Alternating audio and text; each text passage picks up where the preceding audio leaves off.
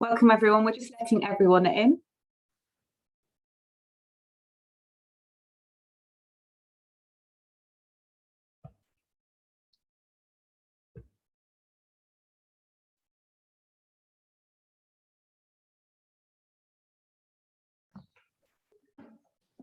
I've got a few more people just waiting to come in the waiting room and then we'll get started.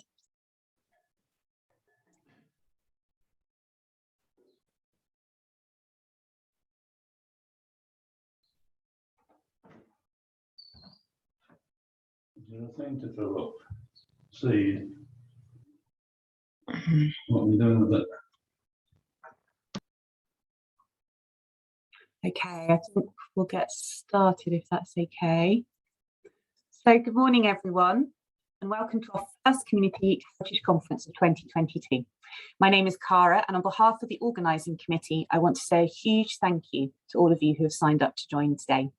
I'll start off by saying that we are joined by BSL interpreters Eddie Foley and Louise Rogers. And if you would like BSL interpretation throughout the event, simply click on the interpreter and select PIN. This will keep them visible on your screen at all times. And if these are instructions are also in the chat bar, and if you need any help with this, please just ask us. A huge thanks to Historic Environment Scotland for funding that directly. We've also activated closed captioning for this session, which will be on by default. And if you don't wish to use captions, just click on the live transcript button at the toolbar at the bottom of your screen to switch these off. The year is 2022 and it has been designated the Year of Stories. As so many of us know, telling Scotland's stories is a huge part of the work that all of us here do. But there are so many different ways to tell these stories, and sometimes I wonder, as a sector, if we really fully utilise them all. And today we have a variety of presentations and learning opportunities which explore Scotland's stories in slightly different ways. And hopefully we'll leave today's event feeling inspired and invigorated to explore those different mediums with your local heritage. But before we start exploring that, a few housekeeping announcements. This event is brought to you by a partnership of heritage organisations: Archaeology Scotland, the Chartered Institute for Archaeologists, Council for Scottish Archives, the Community Heritage Alliance, Historic Environment Scotland and Northlight Heritage. But what really makes this event unique is you joining us. This is a platform for you to share the stories of your projects and your heritage. We're in a Zoom meeting format, which will hopefully enable you to participate in the chat and discussion. Please do keep your mics off unless you are speaking to hopefully ensure that we have a smooth running order today. After each talk, we will then have a live question and answer session. You can use the chat bar to pose your questions or comments, which will be picked up by one of us. Please start your question with a Q and we can easily identify it as a question to be asked. Towards the end of the event, we'll have time for a wider discussion, which again, you can take part in by posing your question in the chat bar, or if you'd like to speak in the discussion directly, please raise your digital hand, which can be found at the reaction section at the bottom of the toolbar. Or failing that, just start waving at us enthusiastically and one of us will pick it up. Today is being recorded, so please note that if you contribute to the discussion, either in the open session or via the chat bar, it will be shared and be publicly available in the future. You can get in touch with us if you have any questions about this, or if you've contributed and had a change of heart after the event. We can do marvellous things with editing, so we can edit that out if need be. I know I don't need to say this to all of you, but please be kind and respectful when asking your questions or taking part in the discussion. We want to make sure that this is a lovely, friendly and inclusive event that everyone has a great time at. We're tweeting. Our event hashtag is CelebrateCHC, so please do tweet away. So after all that housekeeping, let's get started, and fingers and toes crossed it will all go well today. So first up, we have Dr. Erin Farley. And I worked with Erin way back in 2012, and she was one of the first people to really introduce me to the idea of storytelling and archaeology. She taught me so much at the time about the opportunities to explore local heritage through myths and legends. And I'm really delighted that Erin can join us today to share her work with Leisure and Culture Dundee. So over to you, Erin. Thank you for that lovely introduction, Cara, and it is really, really nice to be here today. Thanks for inviting me. So what I'm going to do is I'm going to give you a brief introduction to me and the collections that I work with at Dundee Libraries. And then I'm going to give you some examples of how I've used traditional storytelling while working with these collections. And then I'm going to just share some reflections on stories and heritage more generally. So I work with Dundee Library's local history collections. And so we're part of the public library, and it's a pretty busy public library. We get a lot of visitors every day. We have collections of books, as you would expect in a library, but we also have archival collections, we have photographs, we have a fantastic and gigantic collection of historic newspapers, and we have a lot of kind of strange and varied things which come together to tell some of the many stories of Dundee and its people. And our collections are actually quite creative because, as well as history books and non-fiction, we have always collected sort of literature, poetry, stories that the people of Dundee are writing. And one of the ways that we try and help Dundee discover and tell its own stories is just by being here to help people find things. And so we help people do family history, sort of uncover the history of places that they live. And we do a sort of range of projects and outreach events to try and make people more aware of our collections and the stories that are held in them. And one of the things that I've been doing a lot of recently is traditional storytelling. And traditional storytelling, I probably don't need to explain it to everybody in this room. It's a lot more popular than it used to be.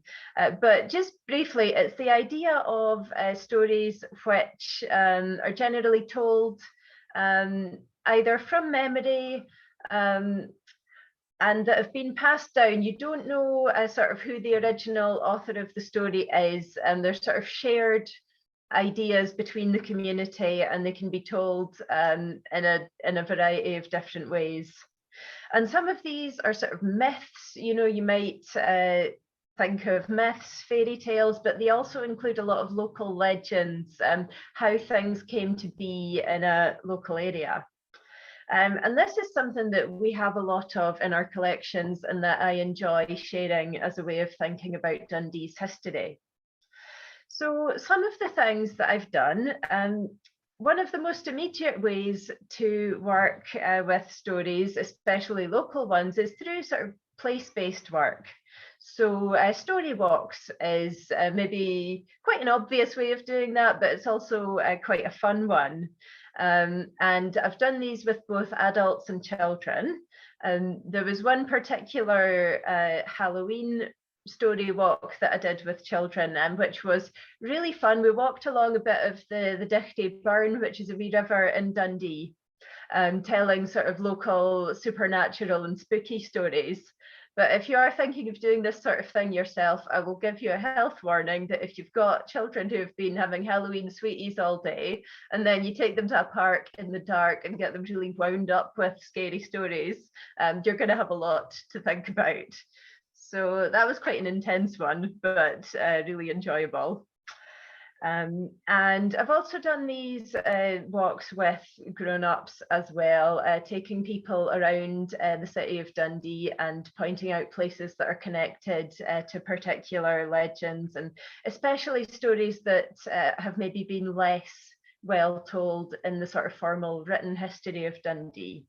So the stories of the workers and people that often didn't get the chance to get their voices represented in formal history. But one of the biggest storytelling projects I've done recently was doing story videos during the COVID-19 lockdown. And this came about very suddenly, because it was, well, March 2020. I think we all know the feeling. Suddenly everything stopped. We all had to shut our institutions. And we weren't allowed to come together outside or inside to get together and hear stories. And when I was told that I was going to be kept on working to do outreach throughout the pandemic, I thought, right, what can I do? I'm stuck in my house. I've only got my brain. I've got a few books. And I thought, right, I'll tell people some stories. So I started, the first thing I did was faffed about with my camera angle for about 3 hours. And then I ended up right back where I'd started. And just started thinking of Dundee stories that I could record videos of. Generally ones that I didn't want to do anything that would be too, you know, I didn't want to necessarily get into some of the really difficult parts of history straight away, because I thought we all kind of needed comfort, something a bit amusing to just keep us going through lockdown. Although I did end up veering into slightly darker realms of history towards the end of the series. But what I said I would do is one story a week until the libraries could reopen again. I thought this was going to be like maybe 4 weeks. As you all know, it ended up being a lot more than that. And it seems strange looking back, but this was the first time I'd ever sort of done anything to camera, sort of recording myself. It took a bit of getting used to, and putting the videos out was very strange as well, because I'm used to having an audience there in front of me, being able to sense whether people are enjoying it or not. And I did find it quite strange putting things out almost into the void. And you could see that people were watching it because the views would go up and you would maybe get a couple of comments, which were very nice and encouraging. But it was strange. And it was only after we did reopen the libraries and came back to work in person, and people kept coming in and saying, oh, I saw your stories, and like recognizing me from the internet, which was quite surreal in itself. But it was quite a while after I'd done the videos that I started to realize maybe what an impact they had on people. And I did do some non-online stories as well. I did some written versions which went out as part of a magazine from the Helping Older People Engage group. So they put together packs that they sent out to people living in care homes and sheltered housing in Dundee who were less likely to have internet access. And so that was a nice way to try and make contact with people that weren't online as well. And I think that there's maybe a reason that local stories went down particularly well in lockdown. And this isn't something that I'd planned at the time. We were all just responding to things as they happened. But although we couldn't physically gather together in places, there were a lot of people sort of rethinking their relationship to place at that time, because we were all living much more locally than we had been in most people's cases. We had a much smaller circle that we went about our days in. So, you know, you couldn't use transport or anything, and you had to pretty much stay within an hour's walk of your house. So we got used to thinking about place and locality in a different way at that point, I think. And people were thinking a lot more about shared spaces like parks and sort of rivers and places you can come together and be in nature together. And these had a lot of the places that stories tend to focus on as well. So that's one reason that I think stories went down well in lockdown. But I think generally they are just very important ways of thinking about the past. And a lot of them, you know, they're not what really happened. They're not what actually, you know, if you can prove things about history, it tends to not be that it was a dragon or that a giant kind of made this island. But they have more than a sort of historical truth to them. A lot of them have a very important emotional truth. They can tell you about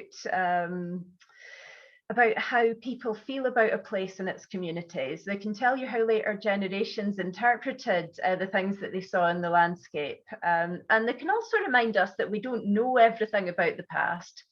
And that's okay, and that's something that we have to live with and make room for. But stories also are not just a way of kind of doing outreach to make people think about other types of heritage. They are a form of heritage in themselves. Now, I'm sure everyone in this room is probably aware of the term intangible cultural heritage, which is kind of an awkward phrasing maybe, but it's quite an important concept. And this is a definition that includes things like traditional ritual practices that communities have, dance, music, traditional craftsmanships like boat building, basket making, and also storytelling. So these traditions are really an integral part of our historic environment, and they're part of how we understand the world. And I believe that they sort of exist symbiotically with physical heritage and with formal history.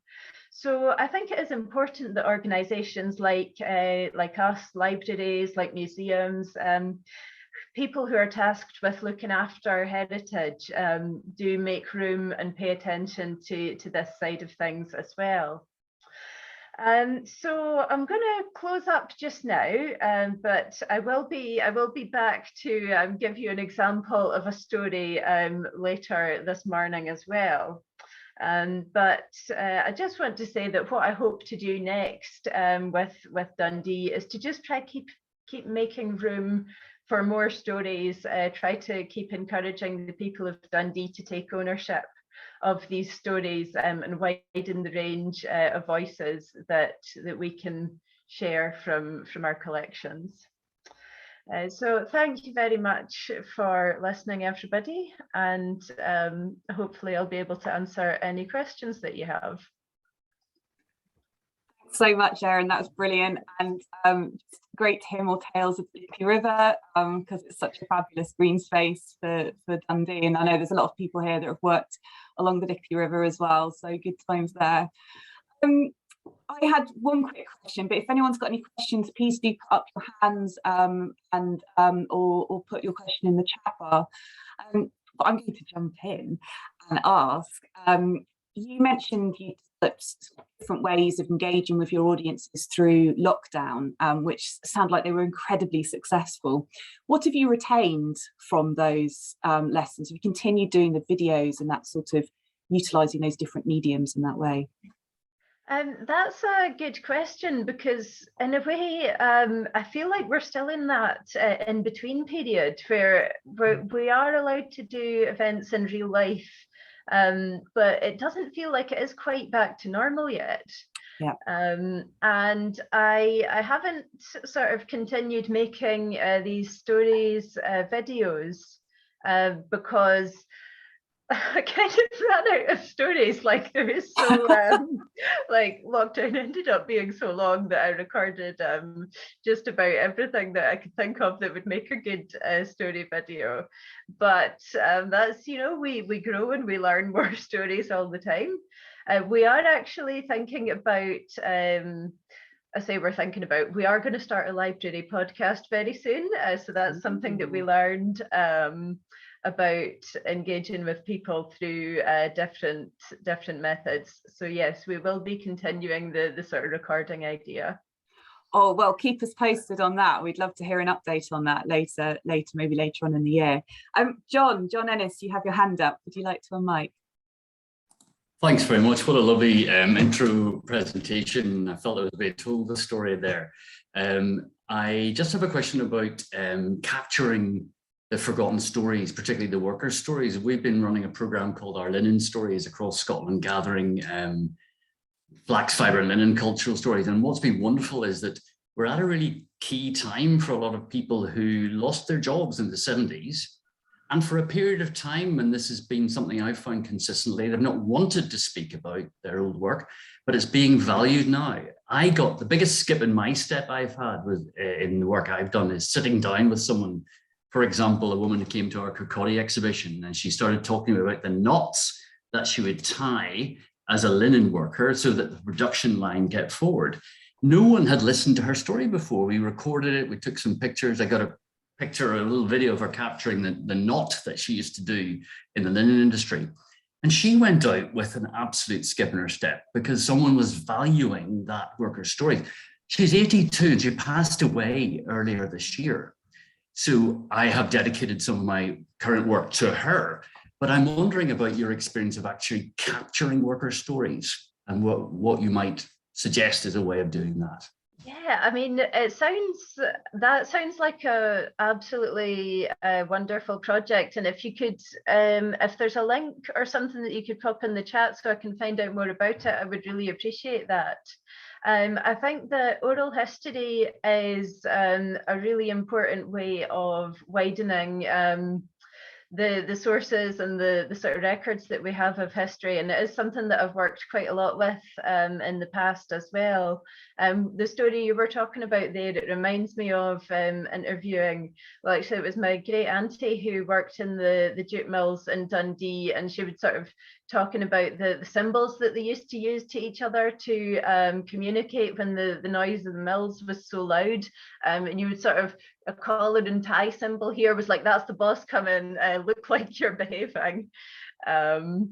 So yeah, I think something that I probably should have actually spoken more about in my talk is that this tradition of storytelling, half of it's listening. Like you have to listen to people, and that is something that's as, if not more important than getting up and telling stories, is learning to properly listen to them. And I think oral history in a lot of ways it can be a formalization of that way that we used to kind of listen to people and take on board their stories and sort of remember them. And it's really important that we keep doing that. So I don't know if that answers your question, but I'm just really enthusiastic about this project, and I'm extremely glad that you're doing it. I think all of us are, and if you haven't seen, John very kindly put a link to the project in the chat bar there, so please do click on the link and have a look at that. And I think as well, going back to that, because I think Dundee as well, there's such a fascinating history there. Like if you've worked in Dundee, there's a lot of reminiscence and memory regarding, like strike work in the 70s and 80s. And I always remember in the McManus Museum, they've got that one sort of display case. They've got like Timex strike badges, haven't they, in there, and poll tax protest paraphernalia, but objects, artifacts that are related to that time. And it would be really interesting. And I went, some of the volunteers when we had out on the Dickety project, they were that generation that worked on in those factories and were impacted by some of the decisions that were made. So it would be really interesting, I think, I'm sure there have been people that have explored it. There is a great Timex community history project who are just about to start sharing their findings, and they're just kind of coming to the end of the gathering phase, and they're about to start getting things out there. So I'm very much hoping that we'll be able to support them through the libraries and museums in Dundee to get some of that out there, because I for one am dying to hear about it. Yeah. Ellie in the chat as well is shouting out Stanley Mills, which is somewhere that I've visited, and that's a really great site as well. Brilliant. Well, thank you so much. I think, Erin, you're staying with us for the morning, aren't you? Yes. So we've got brilliant. So we've got more chances to Erin as well throughout her work, and Erin's going to be also doing some storytelling throughout the event as well. So I'm really excited to hear that. But we'll move on to our next paper now. So next up we have Chris Afakwa, who's the storytelling officer at the Scottish Refugee Council, an independent charity dedicated to supporting people in need of refugee protection. And Chris's paper is called Supporting Others to Tell Their Stories. So over to you, Chris.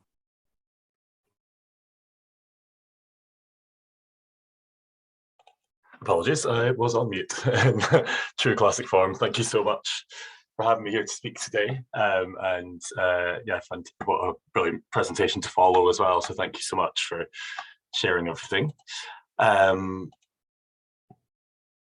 we go. So just to quickly introduce myself, and then I'll talk a bit about the context that I work in before looking at the importance of storytelling and also the importance of safeguarding when people are sharing their stories. And then I'll talk a little bit about a couple of projects that are coming up, which includes Voices of the Community Story and also Refugee Festival Scotland. So firstly, to introduce myself, my name's Chris. And yeah, I work as storytelling officer at Scottish Refugee Council. I'm a writer and activist based in Glasgow. I spent 15 months volunteering at the border in Calais with a charity called Refugee Infobus. We provided information and support and trying to raise awareness of the situation on the ground. I then moved back to Scotland and I found work at Scottish Refugee Council in our media and comms team. Responding to breaking news, translating policy documents into more manageable comms and stories for people to read, and also supporting people to share their story. During the pandemic, our team expanded, so I took on the really lovely role of storytelling officer. This role is all about supporting people to share their story in the media, as well as finding opportunities for community groups to engage with storytelling. So obviously we're working in quite an intense context. This is a period of great change and real global existential threat, from technology and wealth inequality to the cost of living crisis, to the ongoing pandemic, the climate emergency, and obviously we're facing conflicts across the world as well, from Ukraine to Syria, Afghanistan to Yemen, to name but a few.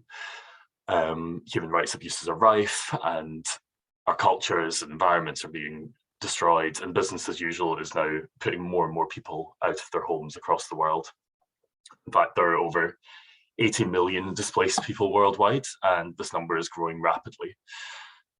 Despite this, the UK is doing everything in its power to make life really difficult for people seeking refuge here. The Nationalities and Borders Bill currently going through Parliament seeks to tear up the Refugee Convention at a time when war is on our doorstep once more. It will criminalise people for how they arrive in the UK and send men, women and children to offshore camps while they await a decision on their asylum claim. Our border is already a brutal place. The hostile environment, conned by Theresa May over 10 years ago, continues to grow and infiltrate public life, capturing more and more people in its net. And people seeking asylum are viewed with contempt, facing racism and hostility in the media and on the streets. And one tool basically that we have at our disposal to fight back against dehumanization is storytelling.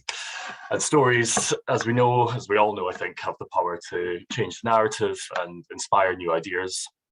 And while I despair our government at the moment, the power of storytelling has really greatly influenced some positive change too. For example, in the House of Lords, they're doing everything in their power to try and stop the Borders Bill and introduce more humane policies. And I think this is largely driven by Lord Alf Dubs, who himself is a Holocaust survivor. And his story of being rescued on the Kinder transport has really inspired those around him to find out how they can fight back against prejudice today. Every day, people share their stories in the hope that they can get others to understand what they're going through and join the push for change. Whilst many have a positive experience, this can also be a re-traumatizing process. So this is why it's important to offer support to people when they are speaking out. For example, let's just look at two media articles, both about the same crisis, both about people who have fled Afghanistan. I don't know the full details of how the article on the left came to be, but I can speculate. For those who maybe can't read it, the headline says, "Getting on our Wick, I'd rather risk beheading by Taliban than live in Wick." A newly arrived, deeply traumatized family feeling isolated in a small village. And the first person who asks questions, which gets them to open up, is a journalist for The Sun, who perhaps then twists their words into a sensationalist headline with no regard for their safety or for the safety of thousands of other people like them. On the right, on the other hand, the headline is, "There were dark days after Afghanistan, now I have a future." This is a story about somebody who we've worked with for many years, who has attended workshops and trainings, who has had agency over who he was sharing a story with and how he did it. And I find it important to note here that he also said things in his interview that he afterwards was like, "Oh, actually, I wish I hadn't said that." But we were able to contact the journalists immediately and get them changed.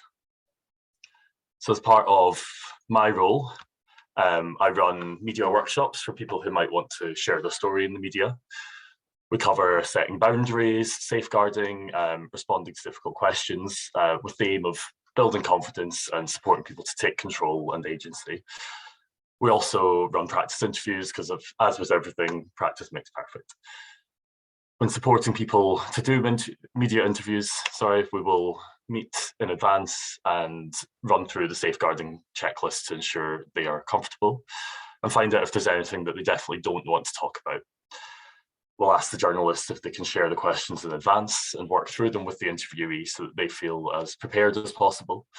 And when the interview comes around, I will ask the journalists and the interviewee if I can join as additional support. After the interview, we'll immediately check in with the interviewee and follow up again the following day.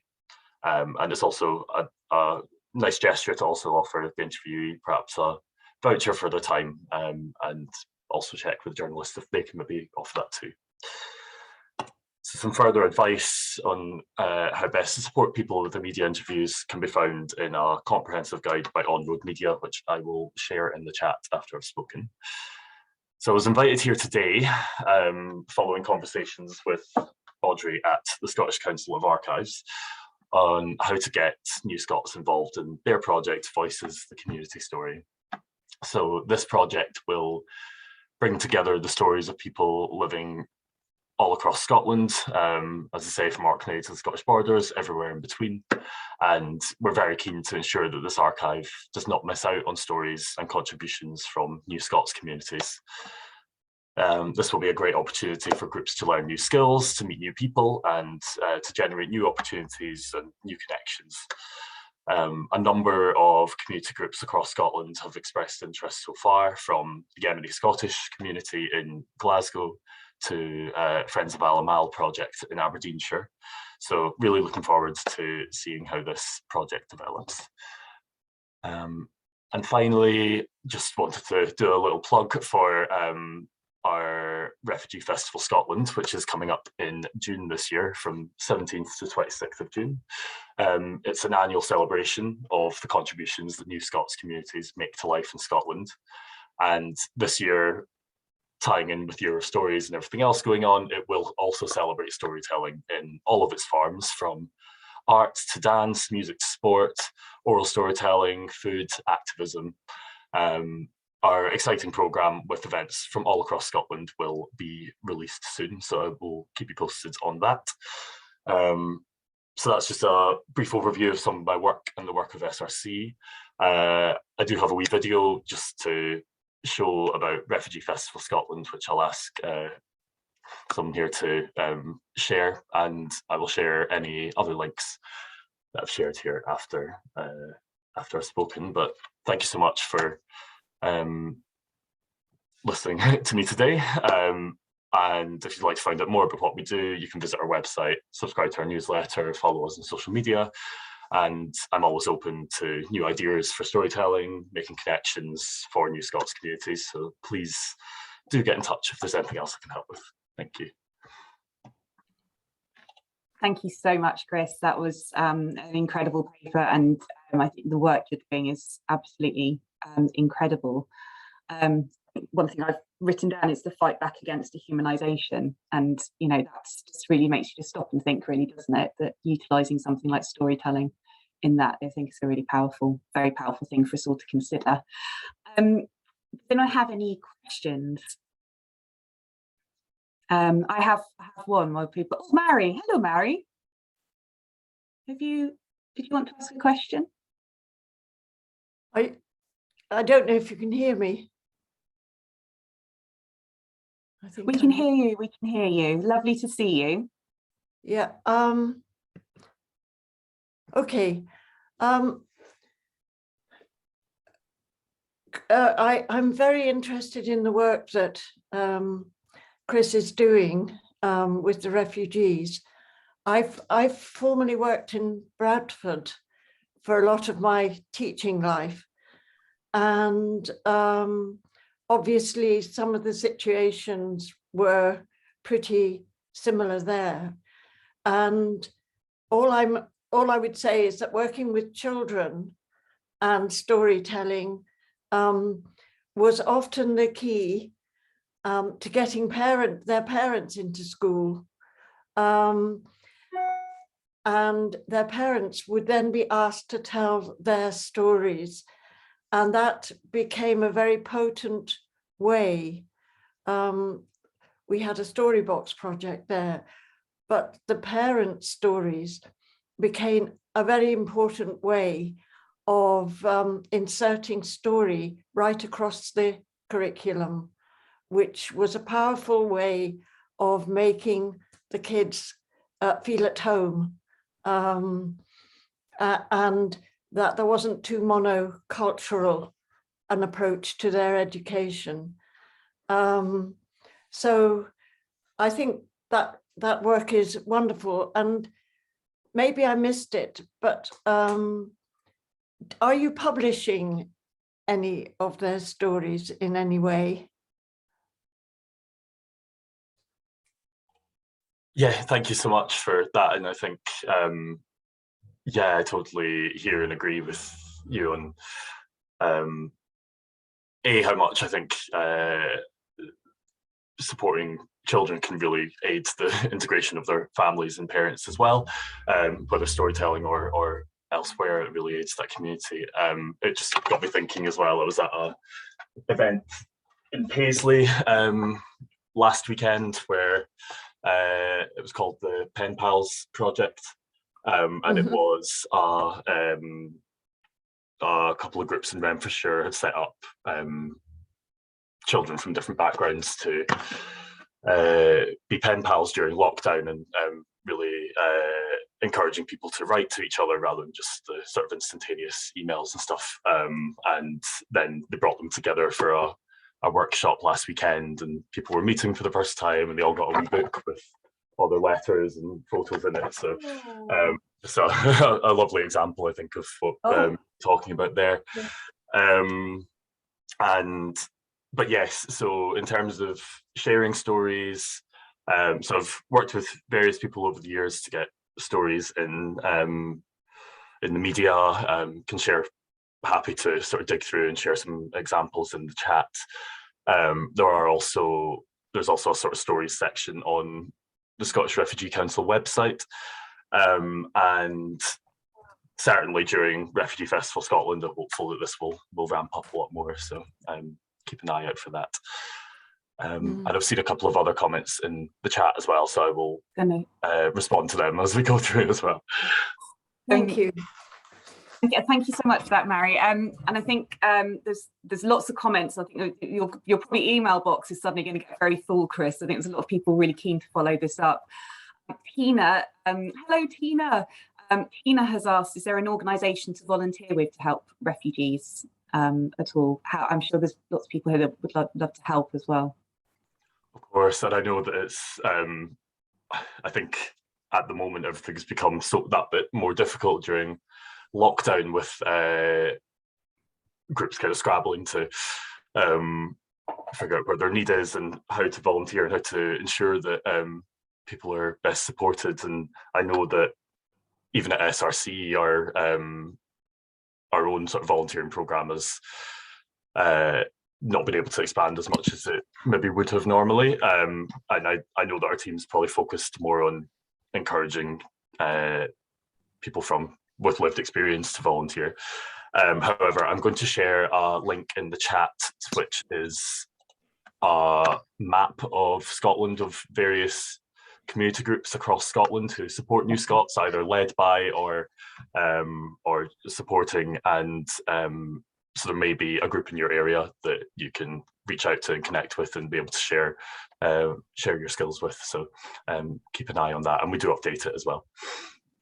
Brilliant, thank you. Tina, hello Tina. Hi, Chris, that's really useful. Thank you very much for that. The reason that I asked that question is because myself arriving in Scotland since 1992 and have lived integrate with communities, work in Scotland, and I just feel that I do have something to offer back to New Scots. Although, you know, I consider myself Scots after living in this country for so long. So yes, so anything that I feel this is really a fantastic work. Yes, like as Cara says, very keen to follow it up and offer some skills wherever it's needed. So yes, thank you very much for that, Chris. No problem. Thank you so much. I had one question, if I may, Chris. I was really interested in the sort of using storytelling, and I think you sort of said this, but you think that sort of flexibility of medium really helps?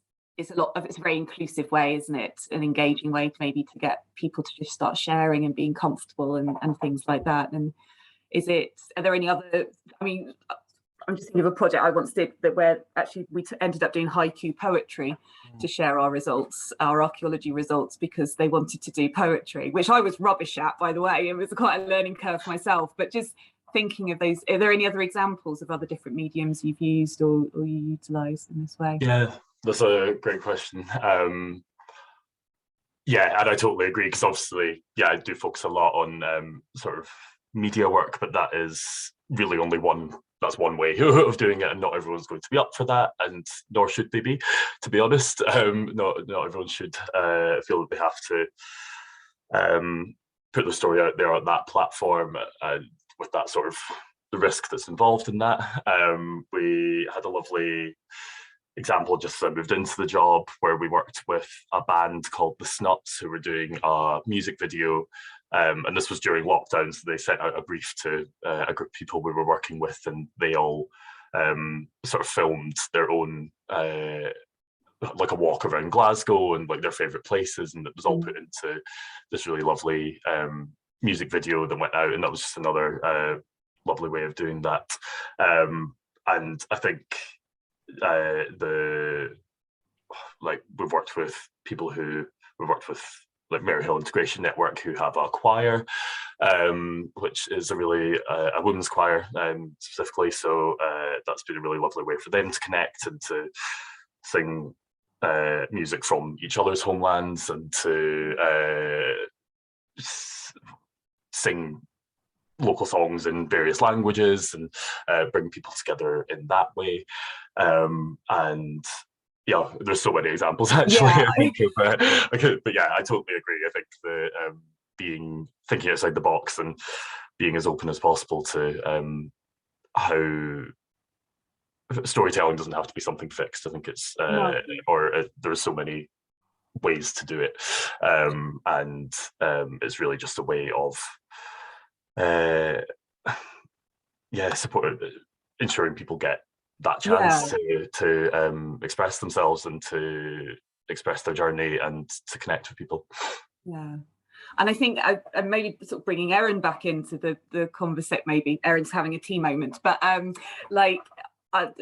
you know, me and Erin worked on the Dictee project, and the project manager there, one of the biggest things there, her name was Anne. She taught me so much about being a bit more flexible in your outcomes and your activities. But the biggest thing was like, anything goes, Cara, anything goes. If people are turning up and having fun, anything goes. And I think as practitioners, that is something we should be repeating to ourselves every time we're designing projects or starting to even going out on a session or a workshop. If people are engaged and turning up, then that and having fun and eating biscuits like that's kind of half the trick, isn't it, really? So I don't know. And I think the other thing, so we've got time for sort of general discussion now, if anyone would like to pitch in with this. But I think the other thing I wanted to pick up what Erin said was about lockdown. I think specifically really turning the focus back onto your local area and starting to explore your local area and things like that. And I know certainly with our daily walks, we actually started researching and recording the old Dockland features in Leith, because we suddenly realised that infilled car parks actually had coping stones that used to have docks, and we would be walking on them for like years and really sort of just, even as an archaeologist. I just wondered if anyone had any thoughts on that, or anyone had any thoughts at all on what we've discussed so far this morning.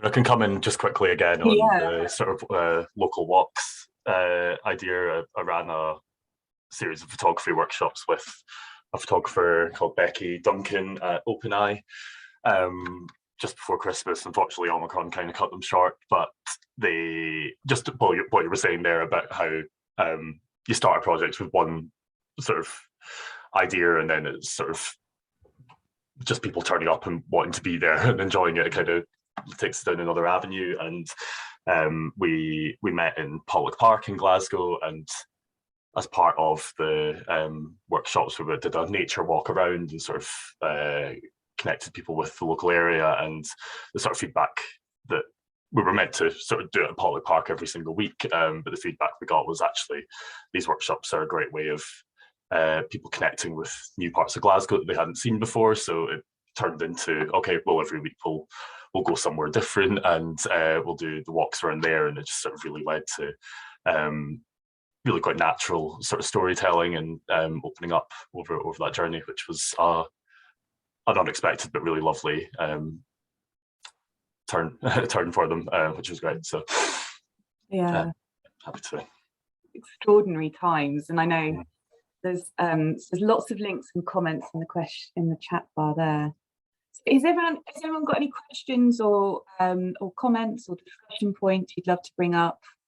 Are these sort of project ideas you've been delivering on your projects? Is there anything that has captured your eye today that you think, oh, maybe that'll work with my project? You can just sort of noodle on that for the later discussion. Or Audrey says, I like the idea of one project leading onto something else and it's constant learning process. Yeah, I think so. I think it's quite a challenge, isn't it, with projects? Sometimes you have quite a fixed idea that you submit to a funder, and then sometimes they, sort of always trying to build in that flexibility around what the audience led, rather than we're going to do 6 workshops learning how to do PowerPoint. Oh, Audrey, you've hello, did you want to elaborate on that at all? Yeah, I just would say I'm very much doing doing projects, but all of my projects I like to take something from them, the best bits, if you like, and feed them into what I'm doing next. And I really like the idea of what Chris was saying about maybe doing something around storytelling, and then it's suddenly photography, and it's like capturing stories with your camera. Where does it end? It doesn't need to end, actually. And I think some people are more switched on to maybe photography than they are maybe to writing, but everyone is very inclusive, and I think that's the way forward, especially with community engagement. I don't know if everyone agrees with that, but I like the idea of it. It keeps me interested anyway.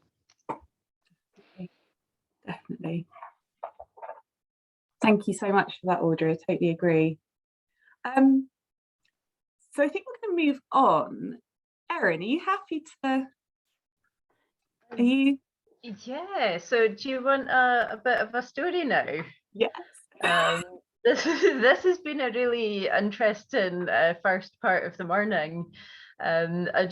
Before I totally dive into the story, something that I keep thinking about at the moment in regards to the local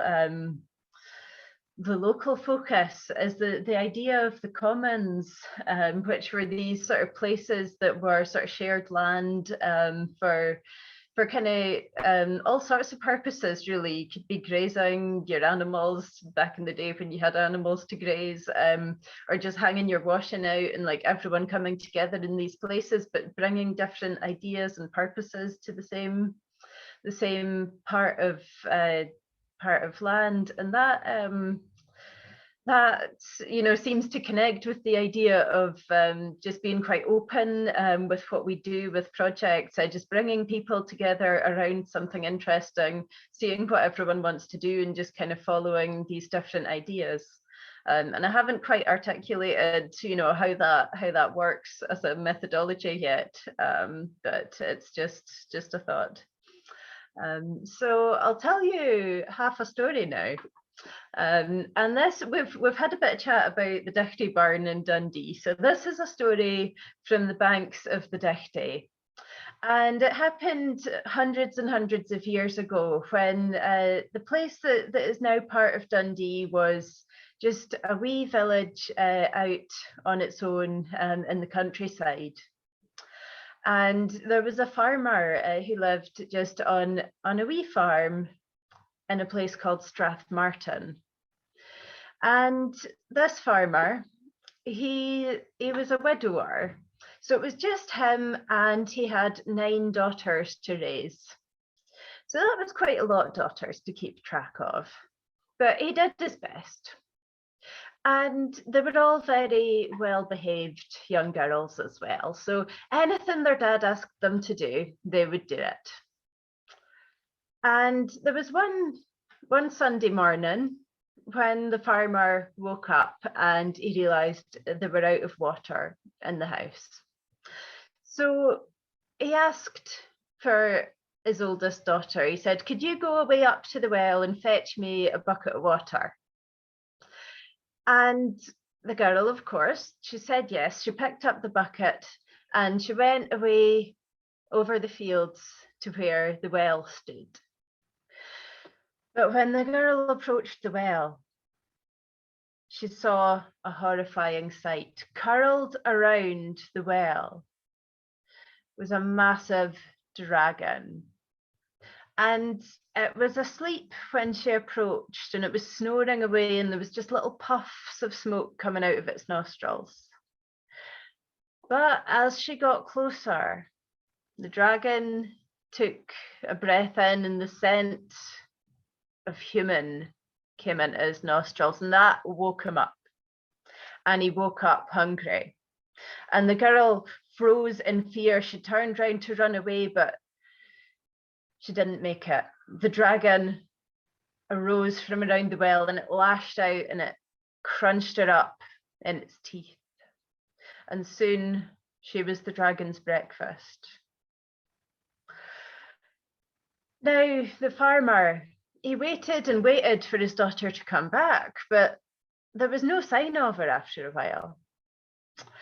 And so he decided, well, he'd better send another girl up to see where she'd got to. So he went to his second oldest daughter and he said, "Can you go and see where your sister's got to?" So she goes away across the fields, and well, she sees the dragon as well, and she screams in horror when she sees the dragon, but its appetite is up now and it's wanting more. And the dragon gets sent to this other girl, and again he flies after her across the fields, and she is torn to shreds in the teeth of the dragon as well. And so the farmer, he waits and he waits, and when his second daughter doesn't come back, he sends a third, and she meets a similar horrible fate, and sends a fourth and a fifth and a sixth and a seventh and an eighth. And finally, he sends the youngest girl up to meet the same horrendous fate. And it was only after half the day was gone and the farmer was sitting there wondering where his water was and where all his daughters were, that he thought maybe he would go out and take a look at the situation and see where they might have got to. So the farmer, he goes out across the fields as well, and he sees the dragon, which is now, it's had a good feed, it's pretty satisfied, so it's not as desperate for more food. And to be quite honest, the old farmer doesn't look as appetizing as his daughters had. So the dragon is a bit slower in coming after him, and the farmer, when he sees it, he has time to turn around and fly down into the wee village, and he is screaming at the top of his voice, "There's a dragon at the well, there's a dragon, and it's eaten all my daughters." And the farmer pelts through the village screaming and screaming, and everyone, well, they're terrified. They hide, they bar their doors, and they try and stay as far away from the dragon as possible. All except one. The young apprentice blacksmith. He was a young lad whose name was Martin, and he had been in love with the eldest daughter. And he was not going to take any nonsense from this dragon. He was going to have revenge. So Martin picked up the biggest hammer he could find in the smithy, and he strode out towards the well. And that is where I will leave it for just now.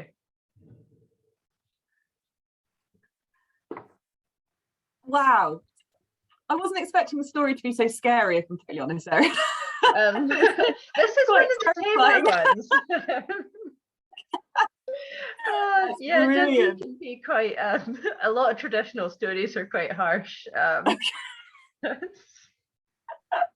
Yes, so someone's highlighted that's a cliffhanger. So we're going to hear the second part of Erin's story after the break. So you have to go and have a lovely coffee break, stretch your legs, have a screen break. And then if you want to hear what happens at the end of the story, you need to log back on or come back in or just, join back in after the break, if that's okay. Thank you so much for that, Erin. That was amazing. Had me completely enthralled. So we are taking a break now. We're breaking a little bit earlier. We'll meet back here promptly at 11:15, where we'll hear the rest of the Strathmartin Dragon story, and then we're going to have a workshop with Rob McDougall, who's going to walk us through telling our stories with film and digital media. So I'm really looking forward to that. So have a lovely screen break, and we'll see you back here at 11:15. And thanks so much for a marvelous morning so far. So see you in 15 minutes.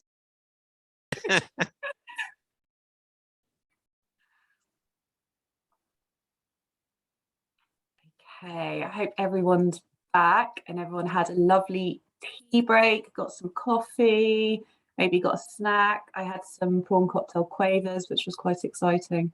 But I hope you had a good rest and a good screen break. We're very delighted to welcome Rob McDougall today. And Rob is going to be leading us through a workshop that's going to look at sort of telling our stories through film and digital media. So Rob's going to help us consider how film or media content can support us to tell our stories. And Rob's also going to be covering how to collect content and write a brief for a professional filmmaker. So I'm going to hand over to you, Rob, yeah, that's okay.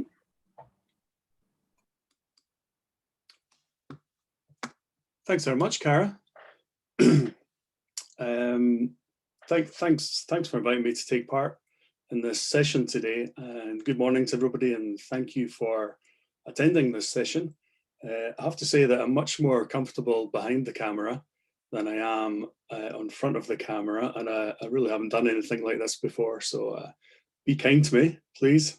It's definitely I've definitely stepped outside my comfort zone for this one. So please feel free to use the chat function, and I'll try and answer as many questions as we go along, and I can make time at the end as well. So hopefully if you've got any questions, I'll do my best to answer them. I'm just going to share my screen.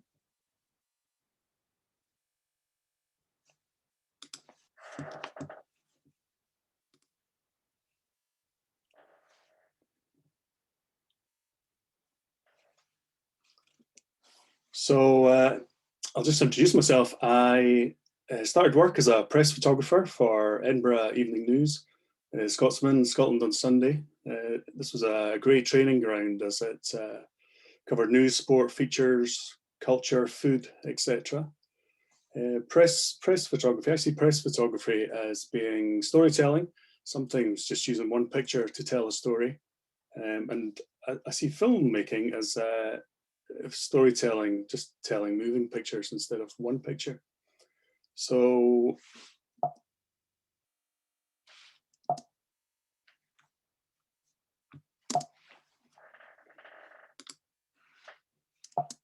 I can't get my oh, here we go. So Yeah, I've been a professional photographer for 20 years. I've been a freelance photographer for 16 years. Highlights during that time, I've been shooting Long Way Down with Ewan McGregor. Did a couple of years with the Royal Edinburgh Military Tattoo, including a tour of Australia and New Zealand a few years ago. I've worked with the Edinburgh International TV Festival. I've worked on themed years, including the Year of Homecoming way back in 2009. And I also photographed the pandas when they arrived at Edinburgh Zoo, which was a great experience, real privilege. And the pictures from that ended up on front pages of newspapers the next day, most of the newspapers in the UK, actually. And of course, Shetland ponies wearing cardigans. I don't know if you've seen this picture before, but postcards are available for that. So I thought we'd just take a quick look at some of the projects I've been involved with.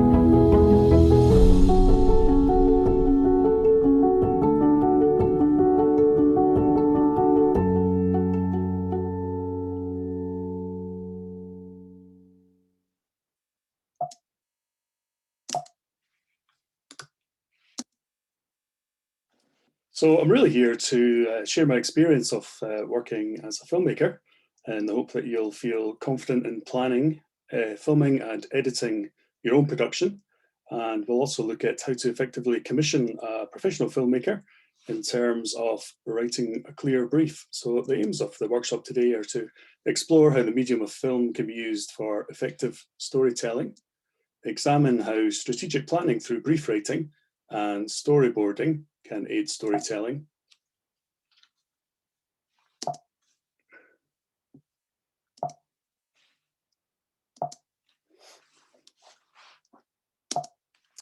I'm having some problems with my...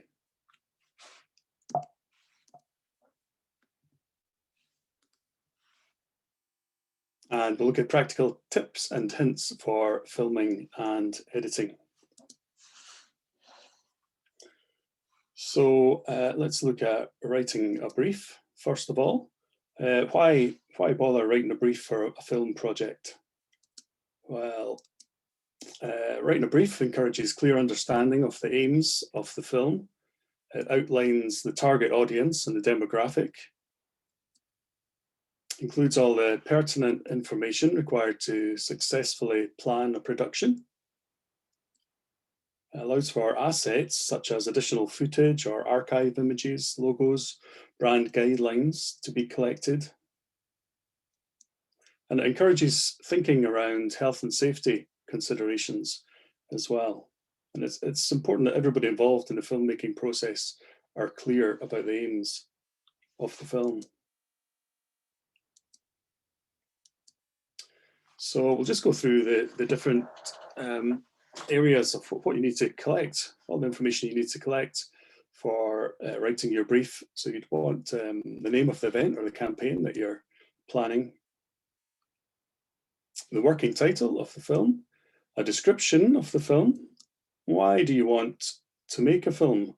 A lot of people who first get in contact with me know they want to make a film, but they don't really know why they want to make a film. Maybe somebody has said to them, we need to have a film on our website, or we need to get a film on social media, but they're not really clear about why they want to make it. So compiling a brief will help them be clearer on that understanding. So you need to be clear about what your film's about, the backstory of your organization. Maybe there's a reason why you've come to the process of making a film just now. And how will you measure success? So that could be the number of views of the film, or it could be clicks through to a website, for example.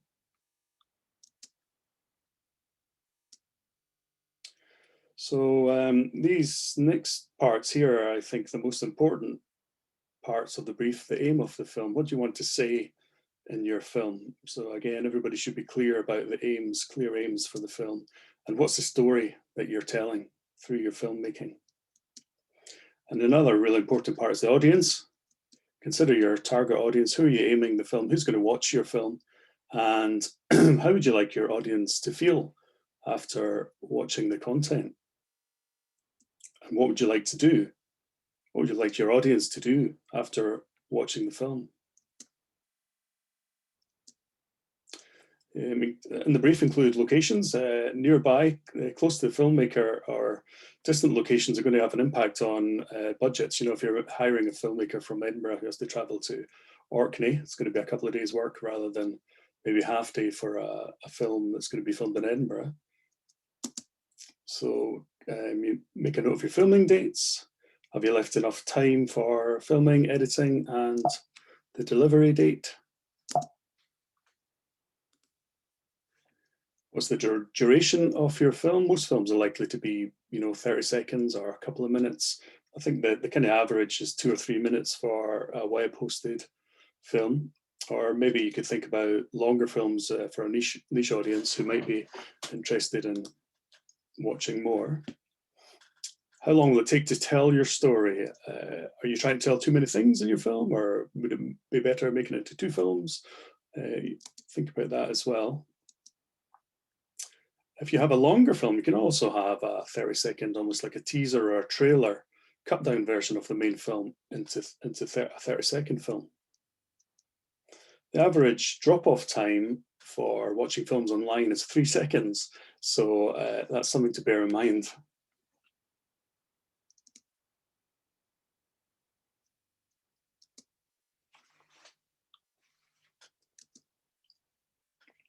Make sure you include contact info for somebody to interact with and their organization. It's good to have just one contact person, one point of contact, instead of maybe 3 or 4 people, especially when it comes to editing. It's become pretty tricky trying to have 3 or 4 people editing film. Think about the viewing platform where your film is going to sit. Is it going to be online, on a website hosted, maybe on your website, or on YouTube or Vimeo?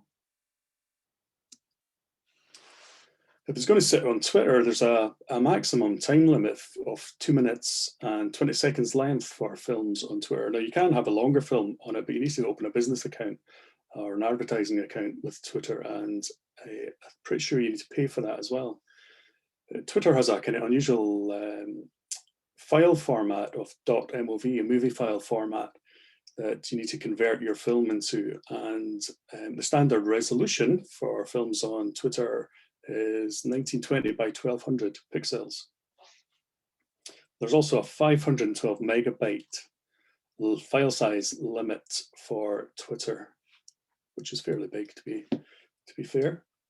If it's going to sit on Facebook, Facebook supports movie files and MP4 files format, and the resolution for Facebook, standard resolution, is a little bit smaller, 1280 by 720. Instagram supports movie files, MP4 format. Now you might have to think about an aspect ratio of 1:1, a square format for Instagram, or upright, which is fairly common nowadays as well. Wee top tip there: if you need to change your MP4 file to a movie file, you can just change the suffix just in your change the name of the file.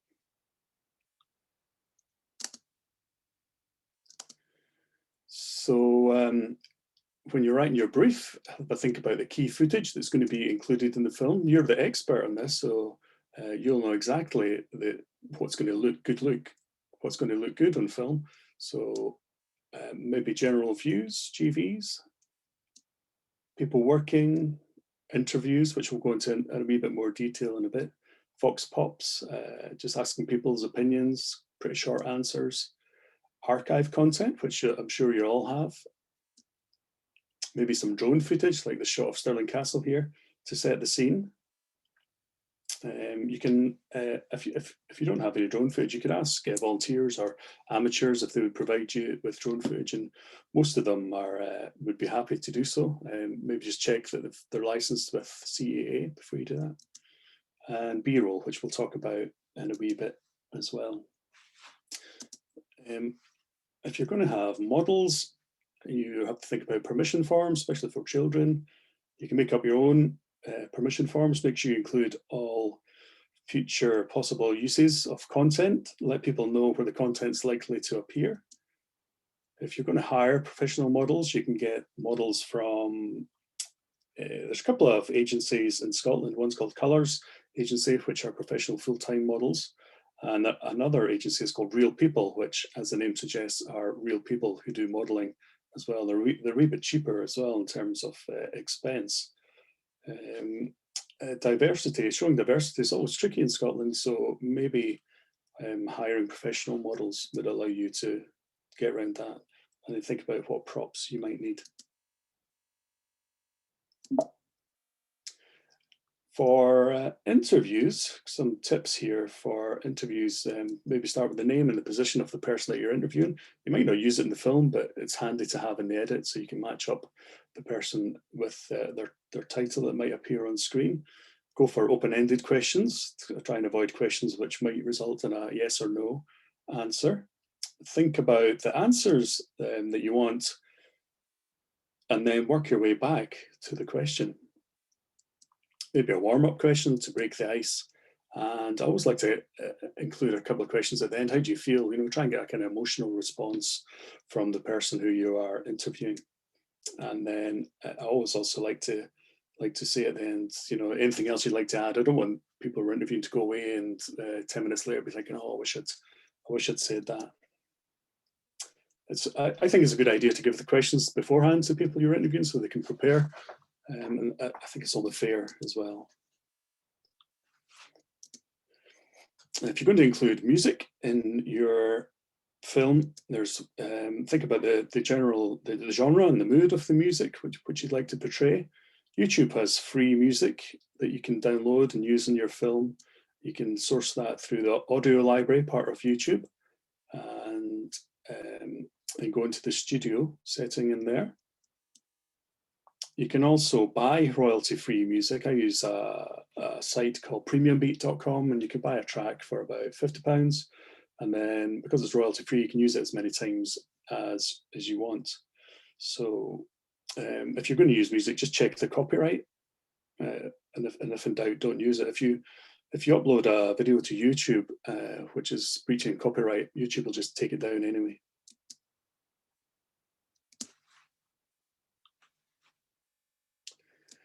Next thing to think about is titles that are going to appear on screen. Make sure they comply with the brand guidelines of your organization, and there may be some fonts that you want to use. Closed captions, like the ones in the picture here, are required for accessibility. Standard for closed captions, white text on a black background. There are sites like rev.com which will do the captions for you and send back a file of the captions, which you can then bring back in the editor and put them on your film. And again, it costs about $1.50 a minute for rev.com to work out your captions. YouTube automatically puts captions on films when you load them up. Sometimes not very accurate though. In the editing process, captions can be added manually, and they can also be burned in, so they're always on screen. The benefit of using rev.com to get a caption file is then you can upload it and it'll sit beside your film on YouTube, and you can turn the captions on or off if you like.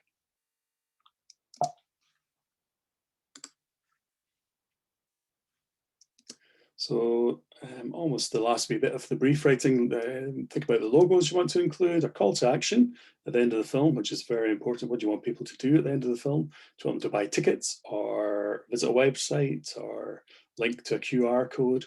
Any final frame that you want on the film with credits, funders, whatever. Or you can link from the end of a video on YouTube to a website. It's possible to do that.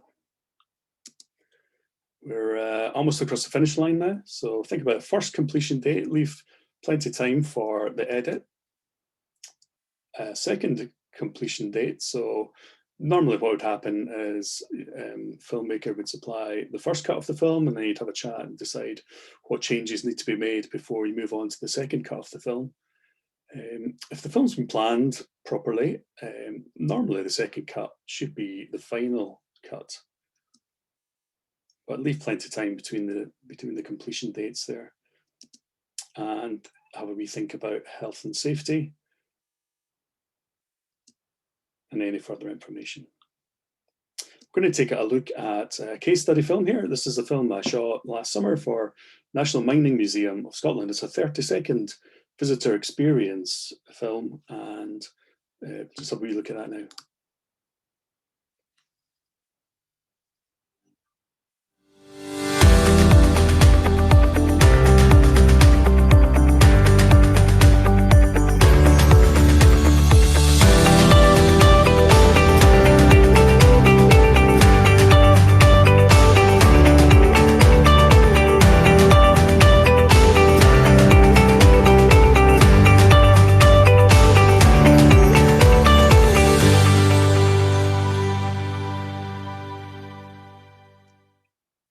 So we'll just chat about that film. That was actually a 30-second experience film. It was a 30-second cut down of a longer film, kind of 2 or 3 minute film that we made about the visitor journey through the museum there. It was professionally shot using a gimbal and a camera on the gimbal. So a gimbal is like a 3-axis device which keeps the camera level when it's being moved. But you could also shoot this on your iPhone. I wanted to show you that film. It was professionally shot, but could have been shot on somebody's iPhone. You could shoot that type of film yourself, definitely.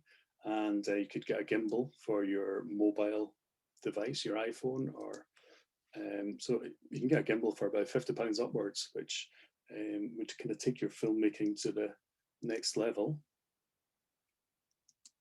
We use professional models in this film, but again, you could source models from friends of the museum or family members, do a shout out on Facebook, utilize staff at your organization you work for.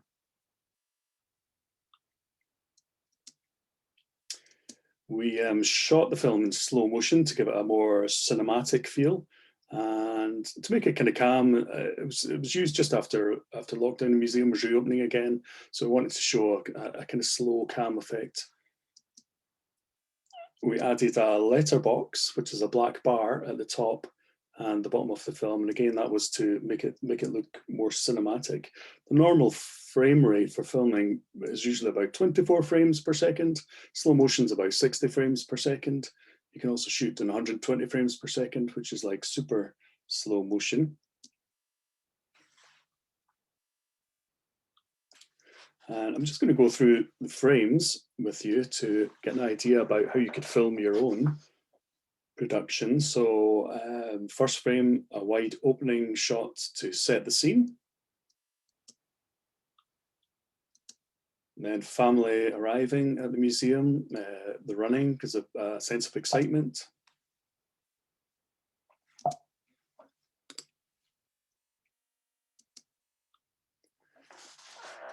Greeted by guide, make use of staff you have available. Some clear branding and signage on the museum to let the audience know where you are. Sense of fun with participants and activities.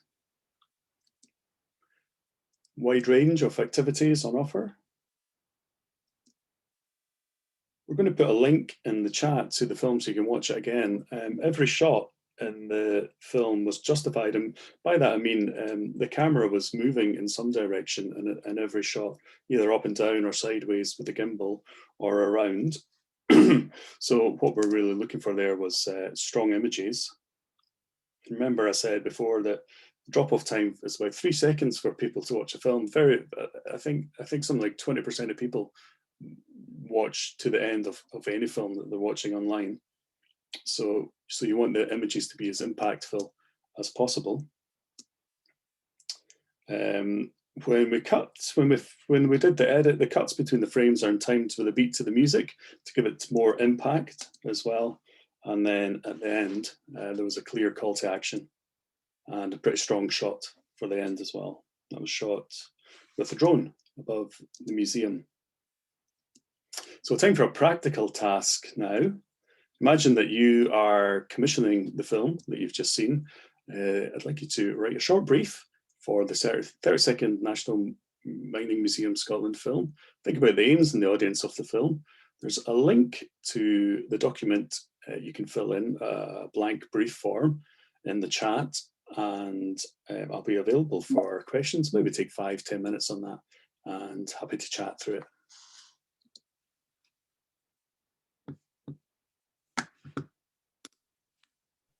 Brilliant. Thanks so much for that, Rob. I don't know if everyone can see that, but there's a document in the chat bar there.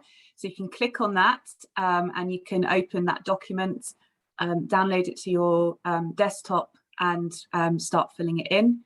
If you can't, don't want to download it, you can even just look at the questions. And if anyone's got any issues with access to that, please just let us know. So I think we're going to all work on this task over the next 5 minutes, and then we'll come back and go through that. Is that the plan, Rob? That's grand. I should let you know that before I was a filmmaker, I was a primary school teacher, so I'm going to mark your work when you hand it in. My goodness, this is a lot of pressure. Thank you, Rob. And if anybody's got any questions just now about anything we've talked about so far, happy to chat.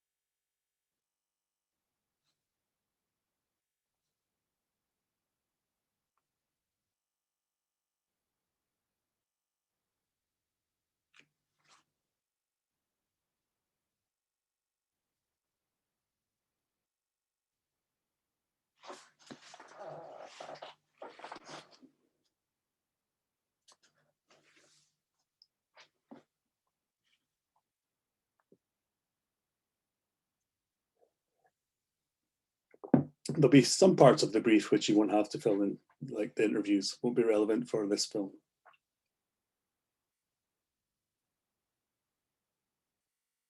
Or maybe you're all checking your emails now.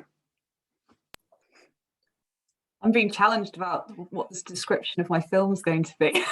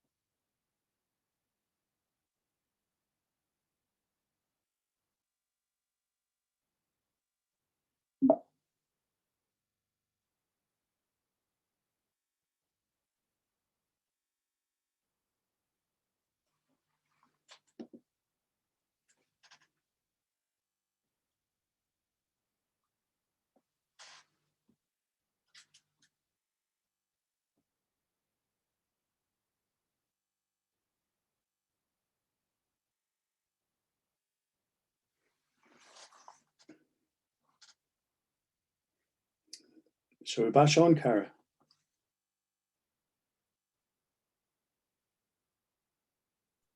Sorry, repeat that. Shall we bash on? Yeah. Is everyone ready? Is everyone had a stab at this? I got really into filling out my form. I love forms. Would anyone like to share what you've come up with, or what your thoughts on that? Rob, is that what you'd like to do? Yeah. And then I'll go through the actual brief that we used to make this film, and you can compare. Okay. Would anyone like to share theirs? I can share mine if that would be easier. Yeah. Should we do that? Okay.